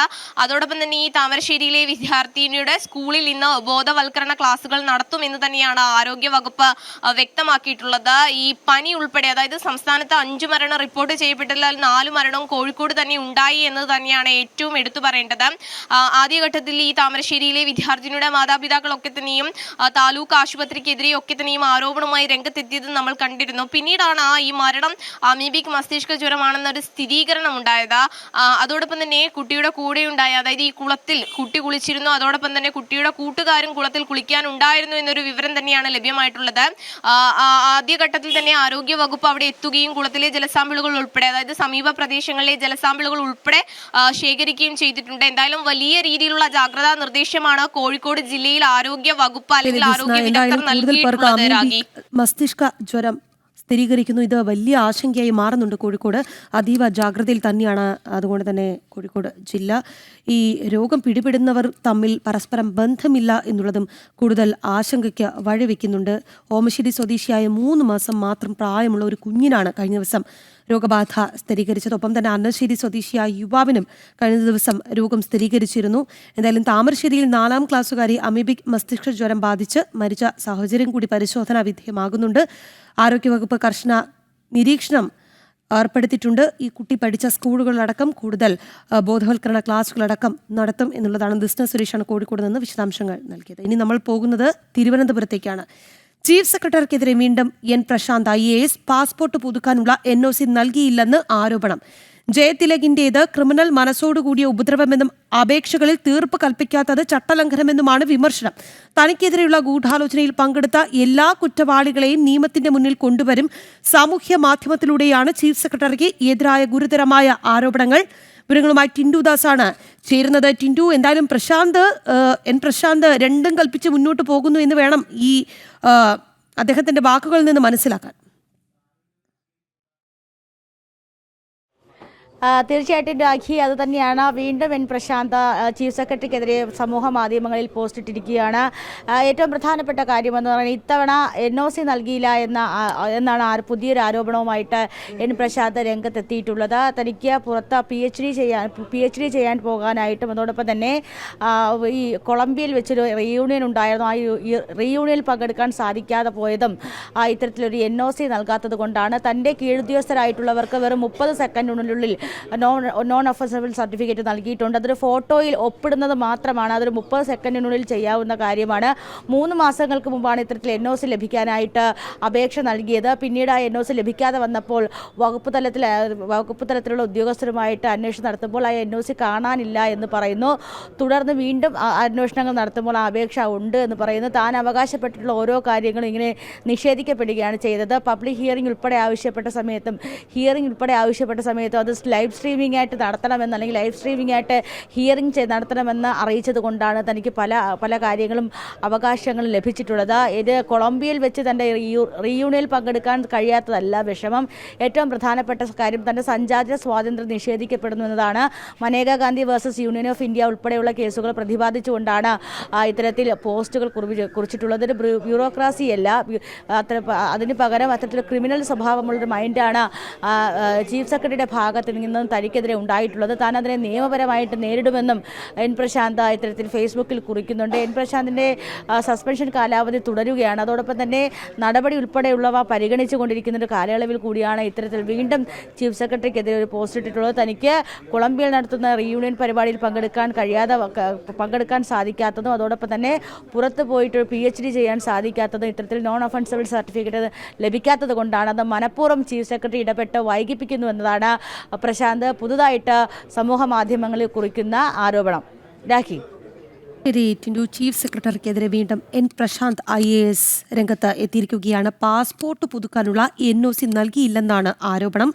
ജയതിലകിന്റേത് ക്രിമിനൽ മനസ്സോടുകൂടിയ ഉപദ്രവമെന്നാണ് അദ്ദേഹം പറയുന്നത്. ഒപ്പം തന്നെ അപേക്ഷകളിൽ തീർപ്പ് കൽപ്പിക്കാത്തത് ചട്ടലംഘനമെന്നും ചൂണ്ടിക്കാട്ടുന്നുണ്ട്. തനിക്കെതിരെയുള്ള ഗൂഢാലോചനയിൽ പങ്കെടുത്ത എല്ലാ കുറ്റവാളികളെയും നിയമത്തിന്റെ മുന്നിൽ കൊണ്ടുവരുമെന്നും അദ്ദേഹം വെല്ലുവിളി ഉയർത്തുന്നുമുണ്ട്. സാമൂഹ്യ മാധ്യമത്തിലൂടെയാണ് ചീഫ് സെക്രട്ടറിക്കെതിരായ ഗുരുതരമായ ആരോപണങ്ങൾ അദ്ദേഹം ഉന്നയിച്ചിരിക്കുന്നത്. ടിൻഡുദാസാണ് വാർത്തയുടെ വിശദാംശങ്ങൾ തിരുവനന്തപുരത്ത് നിന്ന് നൽകിയത്. കോൺഗ്രസ് നേതാവ് TN പ്രതാപന്റെ സഹോദരന്റെ മകൾക്ക് ഇരട്ട വോട്ട്. തളിക്കുളം പഞ്ചായത്തിൽ 2 വാർഡുകളിലാണ് വോട്ടുള്ളത്. ജ്യേഷ്ഠന്റെ മകളായ സഞ്ജു ഹരിദാസിനാണ് തളിക്കുളം ആര്യമ്പാടം വാർഡിലും താനാപ്പാടം വാർഡിലും വോട്ടുകൾ ഉള്ളത്.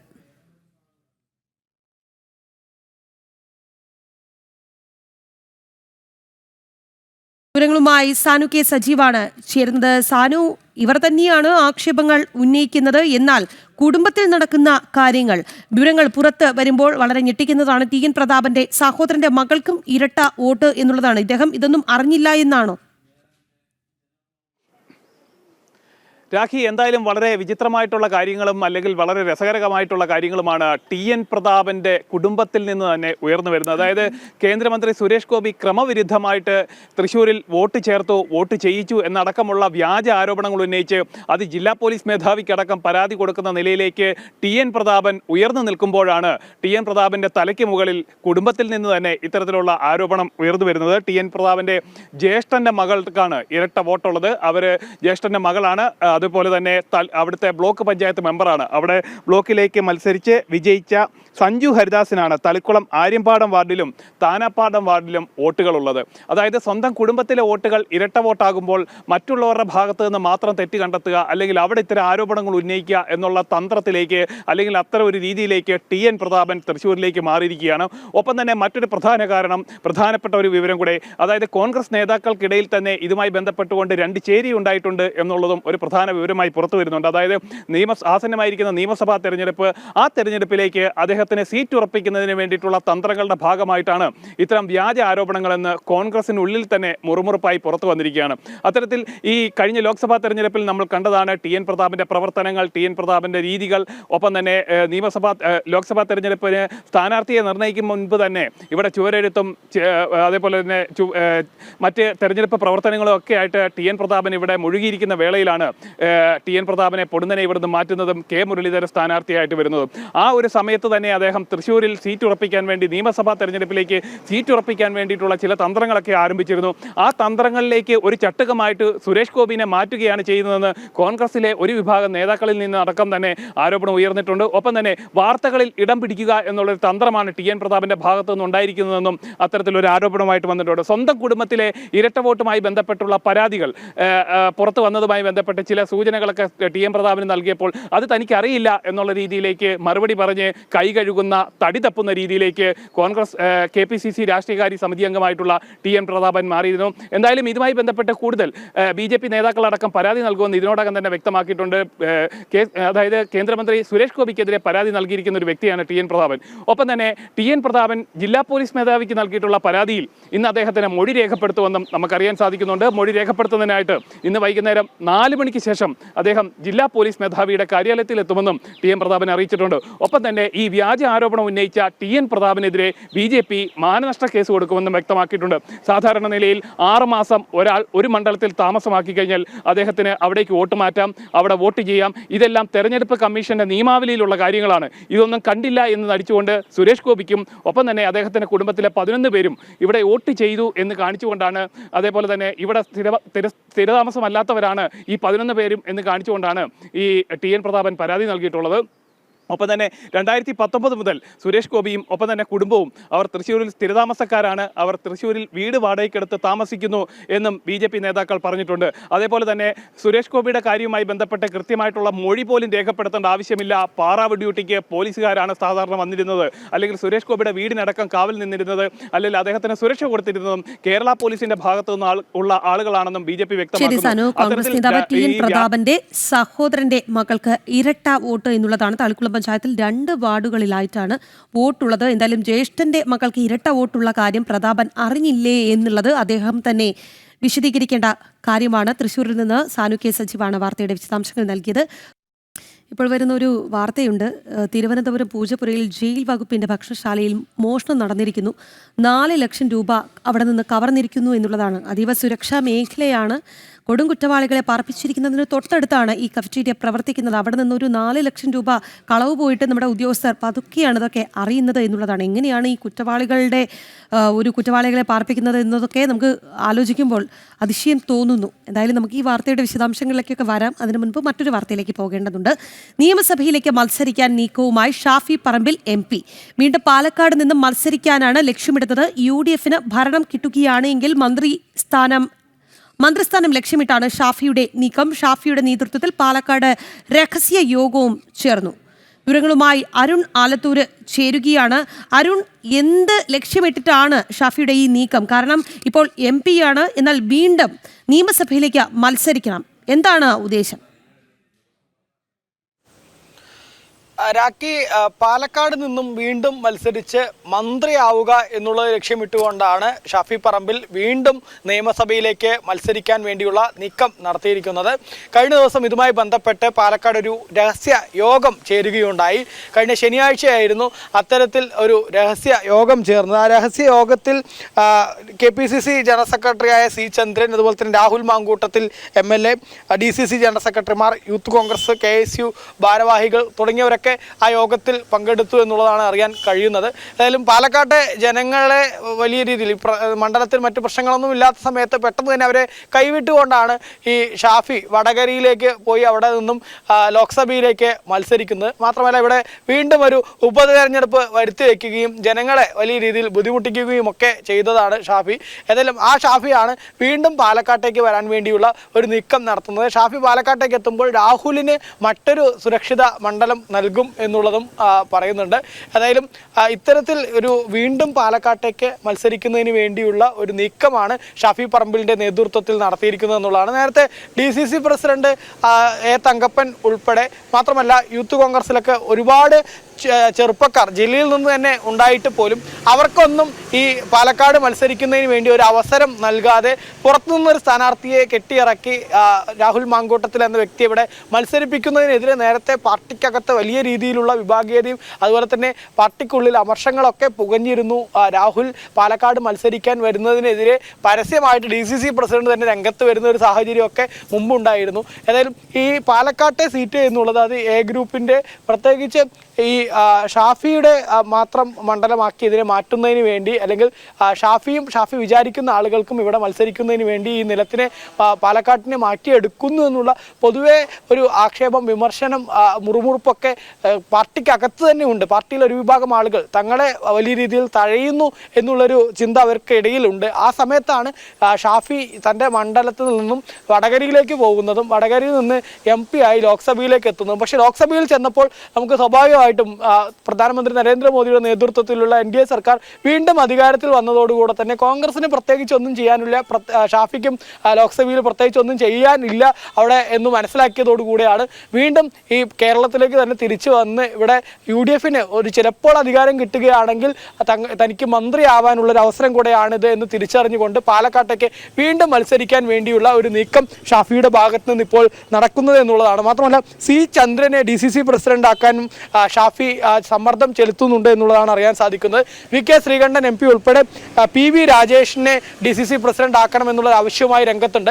അതിനിടയ്ക്കാണ് ഷാഫി ഇത്തരത്തിൽ C ചന്ദ്രനെ, തൻ്റെ അനുകൂലിയായിട്ടുള്ള C ചന്ദ്രനെ DCC പ്രസിഡന്റ് ആക്കുന്നതിന് വേണ്ടിയുള്ള നീക്കവും ഒരു വശത്തുകൂടെ നടത്തുന്നത് എന്നുള്ളതാണ്. ഏതായാലും പാലക്കാട്ടെ വോട്ടർമാർ ഈ വീണ്ടും ഷാഫിയൊക്കെ പാലക്കാട്ടേക്ക് മത്സരിക്കാൻ എത്തുമ്പോൾ അതിനെ എങ്ങനെ കാണും എന്നുള്ളതാണ്. കാരണം ഒരു തവണ പാതി വഴിയിൽ അവരെ ഇട്ട് ഉപേക്ഷിച്ച് പോയ ഒരു വ്യക്തിയാണ്, അതേ വ്യക്തിയാണ് വീണ്ടും പാലക്കാട് നിന്ന് മത്സരിക്കാൻ വേണ്ടിയുള്ള ഒരു നീക്കം നടത്തിക്കൊണ്ടിരിക്കുന്നത്.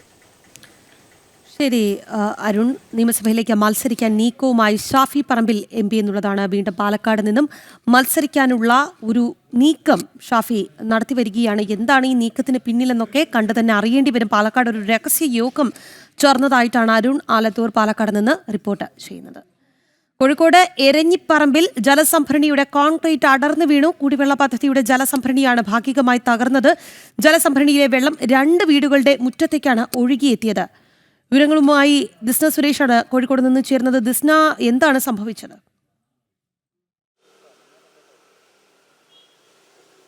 രാഗി, കോഴിക്കോട് എരഞ്ഞിപ്പറമ്പിലാണ് ഇത്തരത്തിൽ ജലസംഭരണിയുടെ കോൺക്രീറ്റ് പാളി അടർന്നു വീണിട്ടുള്ളത്. കുടിവെള്ള പദ്ധതിയുടെ ഭാഗമായിട്ടുള്ള ജലസംഭരണിയാണ്. ഒരു 100-ലധികം കുടുംബങ്ങൾക്ക് കുടിവെള്ളം എത്തിക്കുന്ന ജലസംഭരണിയാണ് എന്ന് തന്നെയാണ് നമുക്ക് നിലവിൽ അറിയാൻ സാധിക്കുന്നത്. ഈ നാട്ടുകാർ ഉൾപ്പെടെ പറയുന്നത് 30 വർഷത്തെ പഴക്കമാണ് ഈ ജലസംഭരണിക്ക് നിലവിലുള്ളത്. ഇതിൽ പ്രധാനമായും ഇന്ന് പുലർച്ചെ 3:30 ഇത്തരത്തിലൊരു അപകടം നടക്കുന്നത്. എന്തായാലും അതായത് 2 വീടുകളിലേക്കാണ് ഈ വെള്ളം കുതിച്ചു കയറിയത്. അതിലൊരു വീട്ടിലെ നിർത്തിയിട്ടിരുന്ന ബൈക്കൊക്കെ തന്നെയും ചെളിയിൽ അമർന്ന അവസ്ഥയിലാണ് നിലവിലുള്ളത്. എന്തായാലും മറ്റ് നാശനഷ്ടങ്ങളൊന്നും തന്നെ റിപ്പോർട്ട് ചെയ്യപ്പെട്ടിട്ടില്ല എന്നത് ഏറെ ആശ്വാസകരമാണ്.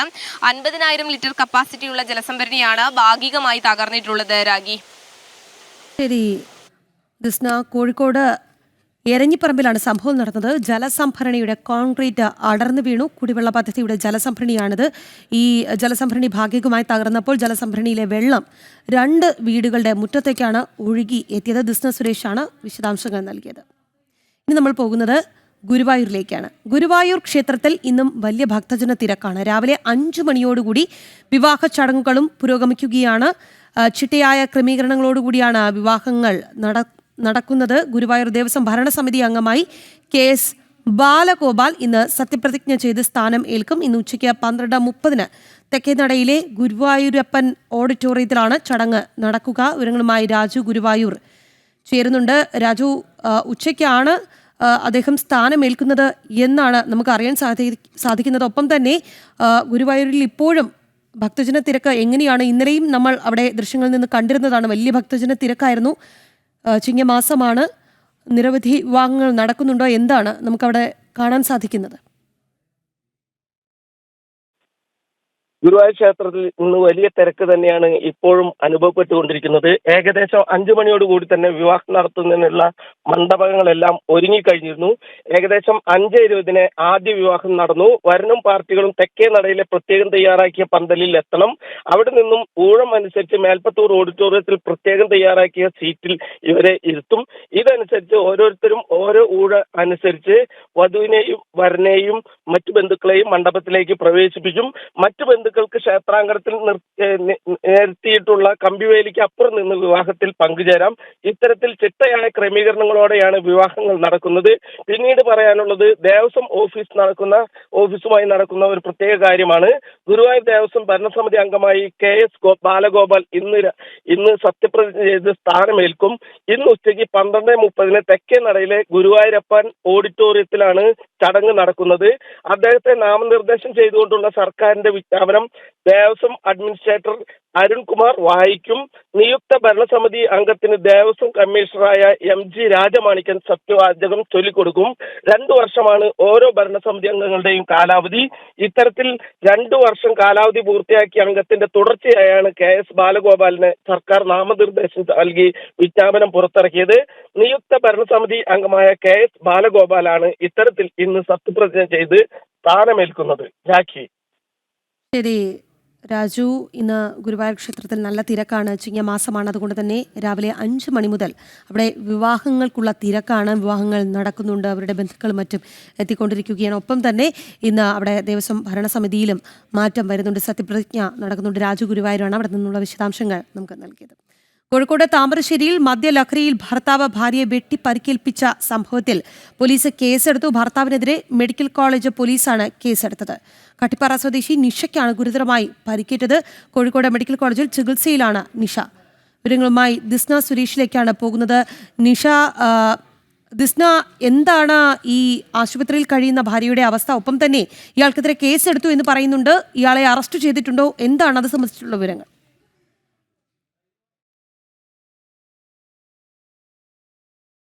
കോഴിക്കോട് താമരശ്ശേരിയിലാണ് സംഭവം നടന്നത്. മദ്യലഹരിയിൽ ഭർത്താവ് ഭാര്യയെ വെട്ടി പരിക്കേൽപ്പിക്കുകയായിരുന്നു. ഈ സംഭവത്തിൽ പോലീസ് കേസെടുത്തിട്ടുണ്ട് എന്നാണ് നമുക്ക് ഇപ്പോൾ ലഭിക്കുന്ന വിവരം. ഭർത്താവിനെതിരെ മെഡിക്കൽ കോളേജ് പോലീസാണ് കേസെടുത്തത്. കട്ടിപ്പാറ സ്വദേശി നിഷയ്ക്കാണ് ഭർത്താവിന്റെ ആക്രമണത്തിൽ ഗുരുതരമായി പരിക്കേറ്റത്. ഒപ്പം കോഴിക്കോട് മെഡിക്കൽ കോളേജിൽ ഇവർ ഇപ്പോൾ ചികിത്സയിലാണ്. വിവരങ്ങളുമായി ദിസ്ന സുരേഷിലേക്കാണ് നമ്മൾ പോകുന്നത്. ദിസ്ന, നിഷ ഗുരുതരാവസ്ഥയിലാണ് എന്നാണ് മനസ്സിലാക്കുന്നത്. ഒപ്പം ഭർത്താവിനെതിരെ കേസ് എടുത്തിട്ടുണ്ട് എന്ന് പറയുമ്പോൾ ഇയാളെ കസ്റ്റഡിയിലെടുത്തിട്ടുണ്ടോ? പോലീസ് എന്തെങ്കിലും നടപടിക്രമങ്ങളിലേക്ക് കടന്നിട്ടുണ്ടോ?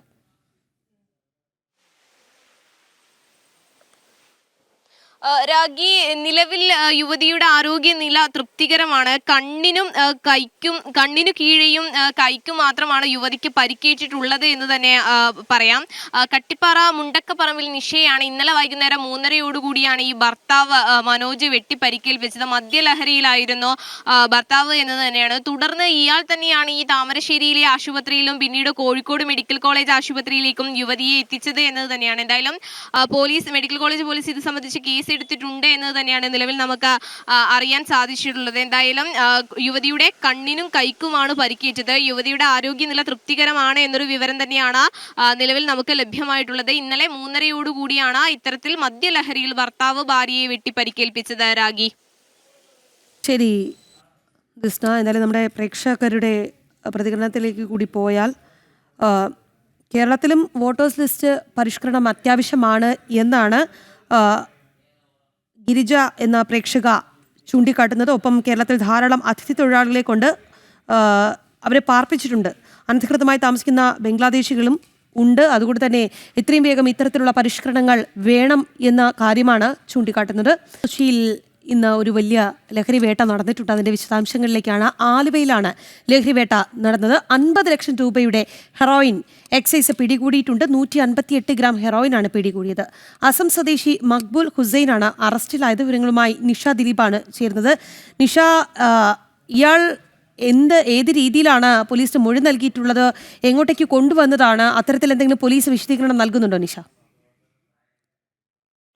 രാഖി, എക്സൈസ് സംഘം ഇന്നലെ ആലുവ KSRTC ബസ് സ്റ്റാൻഡ് പരിസരത്ത് നിന്നും പിടികൂടിയ ഈ അസം സ്വദേശിയെ എക്സൈസ് സംഘം ചോദ്യം ചെയ്തുകൊണ്ടിരിക്കുകയാണ്. 50 ലക്ഷം രൂപയുടെ ഹെറോയിനാണ് ഇയാളിൽ നിന്ന് പിടികൂടിയത്.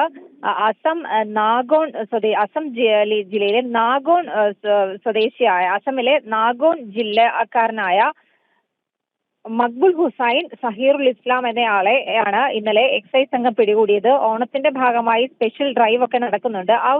അതിന്റെ ഭാഗമായി നടത്തിയ ഒരു പരിശോധനയിലാണ് ഇന്നലെ KSRTC ബസ് സ്റ്റാൻഡ് പരിസരത്ത് നിന്നും ഈ അസം സ്വദേശിയെ പിടികൂടിയത്. ഇയാളുടെ പക്കൽ നിന്നും 50 ലക്ഷം രൂപ വില വരുന്ന ഹെറോയിനാണ് കണ്ടെടുത്തിട്ടുള്ളത്.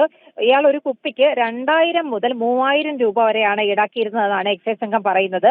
10 വർഷം വരെ കഠിന തടവ് കിട്ടാവുന്ന കുറ്റമാണ്. ഇയാളിത് ചെറിയ ബോട്ടിലുകളിലായി വിൽപ്പനയ്ക്ക് എത്തിച്ചതെന്നാണ് എക്സൈസ് സംഘം പറയുന്നത്. ഇനി ഇയാളുടെ ഈ ഗ്യാങ്ങിൽ കൂടുതൽ ആളുകൾ ഉണ്ടോ എന്ന കാര്യങ്ങളെ കുറിച്ചൊക്കെ അന്വേഷണം നടക്കുകയാണ്.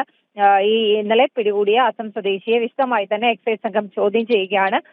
ഇയാളെ ചോദ്യം ചെയ്ത ശേഷം ലഭിക്കുന്ന വിവരങ്ങളുടെ അടിസ്ഥാനത്തിൽ മാത്രമേ ഇയാൾക്ക് പിന്നിൽ മറ്റാരെങ്കിലും ഉണ്ടോ, അല്ലെങ്കിൽ മയക്കുമരുന്നിന്റെ ഒരു വൻ ശൃംഖല തന്നെ ഇയാൾക്ക് പിന്നിൽ പ്രവർത്തിക്കുന്നുണ്ടോ എന്ന ഒക്കെയുള്ളതിന് കൂടുതൽ തെളിവ് ലഭിക്കുകയുള്ളൂ. എന്തായാലും 50 ലക്ഷം രൂപ വില വരുന്ന ഹെറോയിനാണ് അസം സ്വദേശിയിൽ നിന്ന് ഇന്നലെ രാത്രി KSRTC ബസ് സ്റ്റാൻഡ് പരിസരത്ത് നിന്നും എക്സൈസ് സംഘം പിടികൂടിയത്.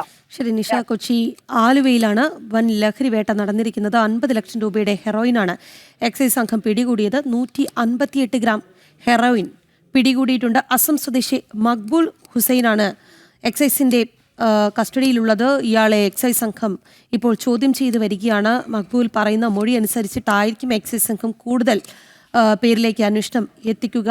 നിഷ ദിലീപാണ് വിശദാംശങ്ങൾ നൽകിയത്. സൗത്ത് ഇന്ത്യയിലെ പ്രമുഖ ഗാർഹികോപകരണ ഇലക്ട്രോണിക് ഡിജിറ്റൽ വിതരണ ശൃംഖലയായ ഗോപു നന്ദിലത് ജി മാർട്ടിന്റെ 61ാമത് ഹൈടെക് ഷോറൂം തൃശൂർ പൂത്തോളിൽ പ്രവർത്തനം ആരംഭിച്ചു. വക്കാലക്ക ഓഫർ അടക്കം ഉപഭോക്താക്കൾക്ക് വേണ്ടി നിരവധി സമ്മാനങ്ങളും ഡിസ്കൗണ്ടുകളുമാണ് ഓണക്കാലത്ത് എതിരേൽക്കാൻ കമ്പനി ഒരുക്കിയിരിക്കുന്നത്. ചില്ലാസ് ഓഫർ സീസൺ 2 സമ്മാനമായ മാരുതി എക്സ്പ്രസോ കാറുകൾ 10 വിജയികൾക്ക് നറുക്കെടുപ്പിലൂടെ നൽകി. അത്തം 10ഓളം ലാഖ്പതി ഓഫറിനും തുടക്കമായി.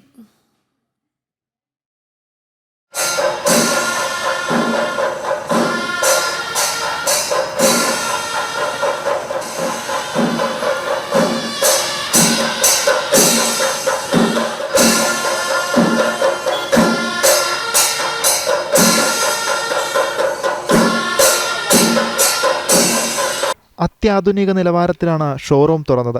AI സാങ്കേതിക വിദ്യയിൽ പ്രവർത്തിക്കുന്ന ഗൃഹോപകരണങ്ങൾ തൊട്ട് സാധാരണക്കാരന്റെ പോക്കറ്റിൽ ഒതുങ്ങുന്ന ഉൽപ്പന്നങ്ങളടക്കം കടയിൽ ലഭ്യമാണ്. റവന്യൂ വകുപ്പ് മന്ത്രി അഡ്വക്കേറ്റ് കെ രാജൻ ഷോറൂം ഉദ്ഘാടനം ചെയ്തു. ഉദ്ഘാടനത്തോടനുബന്ധിച്ച് ഉപഭോക്താക്കൾക്കായി തെരഞ്ഞെടുത്ത ഗൃഹോപകരണങ്ങൾക്ക് 70% വരെ ഡിസ്കൗണ്ട് പ്രഖ്യാപിച്ചിട്ടുണ്ട്. പുതിയ ഷോറൂമിന് ഉപഭോക്താക്കളുടെ എല്ലാവിധ പിന്തുണയും വേണമെന്ന് ഗ്രൂപ്പ് ചെയർമാൻ ഗോപു നന്ദിലത്ത് പറഞ്ഞു. ഗോപു നന്ദിലത്ത് ജിമാർട്ടിന്റെ 61ാമത് ഹൈടെക് ഷോറൂമാണ് ഞങ്ങൾ ഇന്ന് തൃശ്ശൂരിൽ സമർപ്പിച്ചത്. വിൽപ്പനയിലും വിൽപ്പനാ സേവനത്തിലും മികച്ചു നിൽക്കുന്ന ഗോപു നന്ദിലത്ത് ജിമാർട്ട് ഇന്ന് സൗത്ത് ഇന്ത്യയിലെ തന്നെ ഒരു നമ്പർ 1 സ്ഥാപനമാക്കാൻ എനിക്ക് സാധിച്ചു. അത് ഞങ്ങളെ നല്ലവരായ കസ്റ്റമർ സഹകരണവും പ്രോത്സാഹനവും കൊണ്ട് മാത്രമാണ് ഗോപു നന്ദിലത്ത് ജിമാർട്ട് ഈ നിലയിലെത്താൻ സാധിച്ചത്. ഇതെല്ലാം ഗോപു നന്ദിലത്ത് ജിമാർട്ടിൽ ലഭിക്കുന്ന ലാഭത്തിൻ്റെ 3/4 പങ്കും ഈ ഓണക്കാലത്ത് ഡിസ്കൗണ്ടുകളും ഗിഫ്റ്റുകളുമായിട്ടും ഓഫറുകളുമായി നൽകുകയാണ്. ഇന്ന് സൗത്ത് ഇന്ത്യയിൽ തന്നെ ഒരു നമ്പർ 1 സ്ഥാപനമാക്കാൻ സാധിച്ചതിൽ തന്നെ വളരെ സന്തോഷമുണ്ട്. ഇന്ന് ഈ തുടങ്ങിയ ഷോറൂം നമ്മുടെ ബഹുമാനപ്പെട്ട മിനിസ്റ്റർ കെ രാജൻ സാർ അവറുകളാണ് ഉദ്ഘാടനം ചെയ്തത്. രാവിലെ 9 മണിക്ക് എൻ്റെ ഉദ്ഘാടന കർമ്മം നടന്നു. വളരെ പ്രൗഢഗംഭീരമായ ഉദ്ഘാടനമാണ് നടന്നത്. ഈ ഷോറൂമിനെ പറ്റി പറയുകയാണെങ്കിൽ ഒരു ഇന്റർനാഷണൽ ഷോപ്പിംഗ് അനുഭവമാണ് ഞങ്ങൾ തൃശ്ശൂരിൽ ഒരുക്കിയിരിക്കുന്നത്. വക്കാലക്ക ഓഫർ ഓണക്കാലത്തെ എതിരേൽക്കാൻ വേണ്ടി ഉപഭോക്താക്കൾക്കായി ഒരുക്കിയിട്ടുണ്ട്. കൊച്ചിയിൽ ഒരു സ്റ്റുഡിയോ അപ്പാർട്ട്മെന്റ്, 5 ഹ്യുണ്ടായി എക്സ്റ്റാർ കാറുകൾ, 100 LED TVകൾ, 100 വാഷിംഗ് മെഷീനുകൾ, 100 റെഫ്രിജറേറ്ററുകൾ എന്നിവ ഉൾപ്പെടെ കോടിക്കണക്കിന് രൂപയുടെ ഓഫറുകളാണ് പ്രഖ്യാപിച്ചിരിക്കുന്നത്. ഈ ഒരു സ്റ്റോറിന്റെ പ്രത്യേകത എനിക്ക് തോന്നുന്നു തൃശ്ശൂർ ജില്ലയിലെ ഏറ്റവും വലിയൊരു ഡിസ്പ്ലേ ഉള്ള ഹോം അപ്ലയൻസസ് സ്റ്റോർ തന്നെയാണ്. 100-ലധികം വാഷിംഗ് മെഷീൻസ് ആണ് ഈ ഒരു ഫ്ലോറിൽ ഡിസ്പ്ലേ ചെയ്തിരിക്കുന്നത്. താഴെ TV സെക്ഷനിലാണെങ്കിൽ 60-ലധികം ബ്രാൻഡഡ് TVകളാണുള്ളത്. അതും ബഡ്ജറ്റ് കൺസ്ട്രെയിൻസ് ഉള്ള കസ്റ്റമേഴ്സിന് തൊട്ട് ഹൈ എൻഡ് പ്രൊഡക്റ്റ്. ഇന്നിവിടെ 5 ലക്ഷത്തിൻ്റെ ഫ്രിഡ്ജ് വരെ നമ്മൾ ഡിസ്പ്ലേയിൽ ഇട്ടിട്ടുണ്ട്. വാഷിംഗ് മെഷീൻ ആയിക്കോട്ടെ, എല്ലാ കാറ്റഗറിയിലും ഒരു ബഡ്ജറ്റ് ഫ്രണ്ട്ലി ആയിട്ടുള്ളതും ഹൈ പ്രീമിയം റേഞ്ച് നോക്കുന്ന ഒരു കസ്റ്റമറിനും വന്ന് ഷോപ്പ് ചെയ്യാൻ പറ്റും. അതും എല്ലാം അണ്ടർ 1 റൂഫ് എന്നുള്ളൊരു കോൺസെപ്റ്റിലാണ് കൊണ്ടുവന്നിരിക്കുന്നത്. ലേറ്റസ്റ്റ് ടെക്നോളജിയിലുള്ള എല്ലാ ബ്രാൻഡ്സിൻ്റെയും AI ടെക്നോളജി നമ്മൾ ഇന്നിവിടെ കൊണ്ടുവന്നിട്ടുണ്ട്. ഇന്ന് മാർക്കറ്റിൽ എന്താണോ അവൈലബിൾ ആയിട്ടുള്ള ലേറ്റസ്റ്റ് അപ്ഡേറ്റഡ് പ്രൊഡക്ട്സ് അതാണ് ഗോപു നന്ദിലത്ത് ജിമാർട്ടിന്റെ എല്ലാ ഷോറൂമുകളിലും നിങ്ങൾക്ക് കാണാൻ സാധിക്കുക. വിസിറ്റ് ആൻഡ് വിൻ ഓഫർ വഴി 10 LED TVകൾ ഉദ്ഘാടന ദിവസം സാധനങ്ങൾ വാങ്ങിക്കുന്ന ഉപഭോക്താക്കൾക്ക് നറുക്കെടുപ്പിലൂടെ കൈമാറും. നമ്മുടെ തൃശ്ശൂർ ഷോറൂം പുറമേ അല്ല, നമ്മൾ തിരുവനന്തപുരം തൊട്ട് കാസർഗോഡ് വരെയുള്ള എല്ലാ ഷോറൂമിലും ഈ ഓണക്കാലത്ത് ഒരു ന്യൂജൻ വൈബ് എന്ന രീതിയിലാണ് ഗോപു നന്ദിലത്ത് ജിമാർട്ട് ഒരുക്കി വെച്ചിരിക്കുന്നത്. പിന്നെ അതുകൂടാണ്ട് നമ്മൾ ചലഞ്ചിങ് ഓഫേഴ്സാണ് ഈ ഓണക്കാലത്ത് വേണ്ടി നമ്മൾ കസ്റ്റമേഴ്സിന് ഒരുക്കി വെച്ചിരിക്കുന്നത്. ഗോപു നന്ദിലത്ത് ജിമാർട്ട് പറയുന്നു, അപ്ലയൻസിലാണെങ്കിലും ഡിജിറ്റൽ രംഗത്താണെങ്കിലും ഗാഡ്ജറ്റ്സ് രംഗത്താണെങ്കിലും നമ്മൾ ചലഞ്ച് ചെയ്യാണ് മാർക്കറ്റിനെ. നമ്മൾ അത്രത്തോളം പ്രൈസും കാര്യങ്ങളും ഓഫേഴ്സും ക്യാഷ് ബാക്കും കാര്യങ്ങളും അതുകൂടാണ്ട് കസ്റ്റമേഴ്സ് EMI സൗകര്യങ്ങളും എല്ലാം നമ്മൾ ഒരുക്കി വെച്ചിട്ടുണ്ട്. എല്ലാ കസ്റ്റമേഴ്സിനും ഫസ്റ്റ് ചോയ്സ് ആയിട്ട് ഗോപു നന്ദിലത്ത് ജിമാർട്ട് സെലക്ട് ചെയ്യുക. ഗോപു നന്ദിലത്ത് ജിമാർട്ട് അതിനുള്ള നിങ്ങൾക്ക് ഒരു യോജിച്ച സ്ഥാപനമായി മാറിയിരിക്കും ഓണക്കാലത്ത്. എല്ലാവരും ഗോപു നന്ദിലത്ത് ജിമാർട്ട് വിസിറ്റ് ചെയ്യുക. കൊച്ചിയിൽ വെച്ച് നറുക്കെടുപ്പ് നടത്തിയ ചില്ലാക്സ് ഓഫർ സീസൺ 2 സമ്മാനദാനം നടന്നു. 10 ഉപഭോക്താക്കൾക്ക് മാരുതി എക്സ്പ്രസോ കാറുകൾ നൽകി. Thrissur MLA P. ബാലചന്ദ്രൻ ആദ്യ വിൽപ്പന നടത്തി. ഫുട്ബോൾ താരം IM വിജയൻ, ഷൈനി ഗോപു നന്ദിലത്ത് എന്നിവർ ചടങ്ങിൽ പങ്കെടുത്തു. ജനം, തൃശൂർ. കോഴിക്കോട് നാദാപുരം തൂണേരിയിൽ യുവതി തൂങ്ങി മരിച്ച നിലയിൽ തൂണേരി സ്വദേശി സുബൈറിന്റെ മകൾ ഫാത്തിമത്ത് സനയാണ് മരിച്ചത്. മൃതദേഹം വടകര ജില്ലാ ആശുപത്രി മോർച്ചറിയിലേക്ക് മാറ്റിയിട്ടുണ്ട്. അസ്വാഭാവിക മരണത്തിന് പോലീസ് കേസെടുത്തു. വിവരങ്ങളുമായി ദിസ്ന സുരേഷ് ചേരുന്നുണ്ട്. ദിസ്ന, എന്താണ് സംഭവിച്ചത്? എന്താണ് ഈ പെൺകുട്ടിക്ക് സംഭവിച്ചത് എന്നാണ് പോലീസ് പറയുന്നത്? അസ്വാഭാവിക മരണത്തിനാണ് കേസെടുത്തിരിക്കുന്നത്.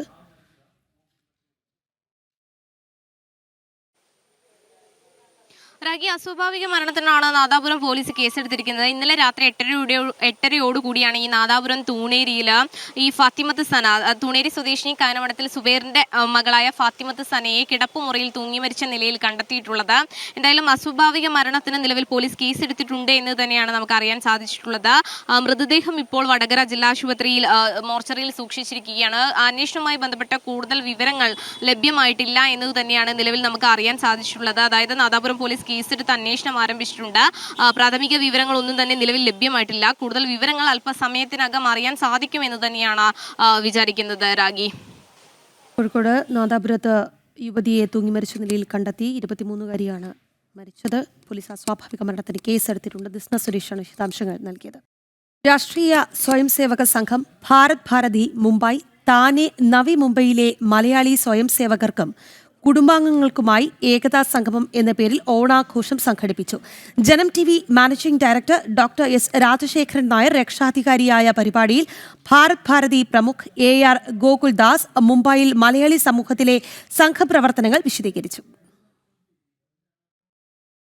താനെ ഗോഡ്ബന്ദർ റോഡിലുള്ള ഹീരാനന്ദിനി മെഡോസിലെ ഡോക്ടർ കാശിനാഥ് ഖാനേക്കർ നാട്യഗൃഹമാണ് ഏകതാ സംഗമത്തിന് വേദിയായത്.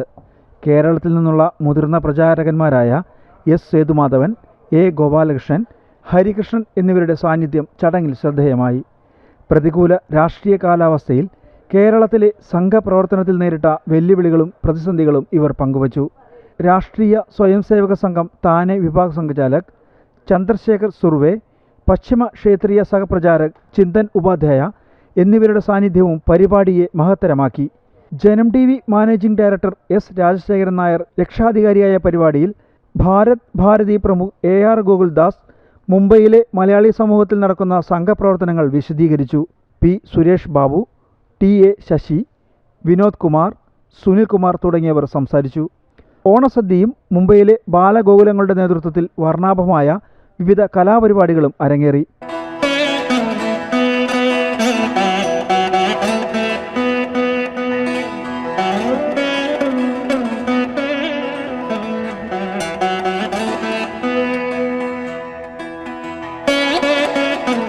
പരിപാടികൾ അവതരിപ്പിച്ച കുട്ടികൾക്കും 10-11 ക്ലാസ്സിലെ പരീക്ഷകളിൽ ഉന്നത വിജയം നേടിയ കുട്ടികൾക്കും സമ്മാനങ്ങൾ വിതരണം ചെയ്തു. ജനം, മുംബൈ. കൊരട്ടി ഇൻഫോ പാർക്ക് ആസ്ഥാനമായി പ്രവർത്തിക്കുന്ന ആഗോള ഡിജിറ്റൽ പരിവർത്തന കമ്പനിയായ വെബ് ആൻഡ് ക്രാഫ്റ്റ്സിന്റെ ആഭിമുഖ്യത്തിൽ ടെക്നോളജി ആൻഡ് മാർക്കറ്റിംഗ് സമ്മിറ്റ് സംഘടിപ്പിച്ചു. കൊച്ചിയിൽ നടന്ന സമ്മിറ്റ് ബിസിനസ് തലവന്മാരുടെയും പുതുതലമുറ സംരംഭകരുടെയും സംഗമവേദിയായി. മാർക്കറ്റിംഗ് മാനേജ്മെന്റിൽ സാങ്കേതിക വിദ്യയുടെ ഉപയോഗം ബിസിനസിന് ഏറെ ഗുണകരമാകുമെന്ന് സമ്മിറ്റിനെ അഭിസംബോധന ചെയ്ത വ്യവസായ മന്ത്രി പി രാജീവ് പറഞ്ഞു. വെബ് ആൻഡ് ക്രാഫ്റ്റിന്റെ 13ാം വാർഷികത്തിന്റെ ഭാഗമായി സംഘടിപ്പിച്ച സമ്മിറ്റിൽ 1000-ലേറെ പേർ പങ്കെടുത്തു. ചടങ്ങിൽ ജെയിൻ യൂണിവേഴ്സിറ്റി കൊച്ചിയുടെ പുതിയ വെബ്സൈറ്റുകളും പ്രകാശനം ചെയ്തു. 13ാം വാർഷികത്തിന്റെ ഭാഗമായി കമ്പനിയിൽ ദീർഘകാല സേവനം നടത്തിയ വിവിധ വിഭാഗം തലവന്മാർക്ക് കാറുകൾ സമ്മാനിച്ചു. റീറ്റെയിൽ, നിർമ്മാണം, ധനകാര്യം, ആരോഗ്യ സംരക്ഷണം, ഹോസ്പിറ്റാലിറ്റി തുടങ്ങിയ രംഗങ്ങളിൽ 1500-ലധികം പ്രൊജക്ടുകൾക്ക് വെബ് ആൻഡ് ക്രാഫ്റ്റ് സേവനം ലഭ്യമാക്കിയിട്ടുണ്ട് എന്ന് കമ്പനി സിഇഒ ജിലു ജോസഫ് പറഞ്ഞു. ഡൽഹിയിൽ വീണ്ടും ബോംബ് ഭീഷണി. ഡൽഹി പബ്ലിക് സ്കൂൾ ദ്വാരക ഉൾപ്പെടെ വിവിധ സ്കൂളുകളിലും കോളേജുകളിലും ഭീഷണി സന്ദേശം എത്തി. സ്കൂൾ പരിസരം ഒഴിപ്പിച്ചതായി അധികൃതർ. രാവിലെ ഇമെയിൽ വഴിയാണ് ബോംബ് ഭീഷണി എത്തിയത്. സ്ഥലത്ത് ബോംബ് സ്ക്വാഡ് പരിശോധന നടത്തിയെങ്കിലും നിലവിൽ സംശയാസ്പദമായി ഒന്നും കണ്ടെത്തിയിട്ടില്ല. പുത്തൻപുലരിയുടെ സമയം സമാപിക്കുകയാണ്. ഇനി ലൈവ് റിപ്പോർട്ട്സ് കാണാം. നമസ്തേ.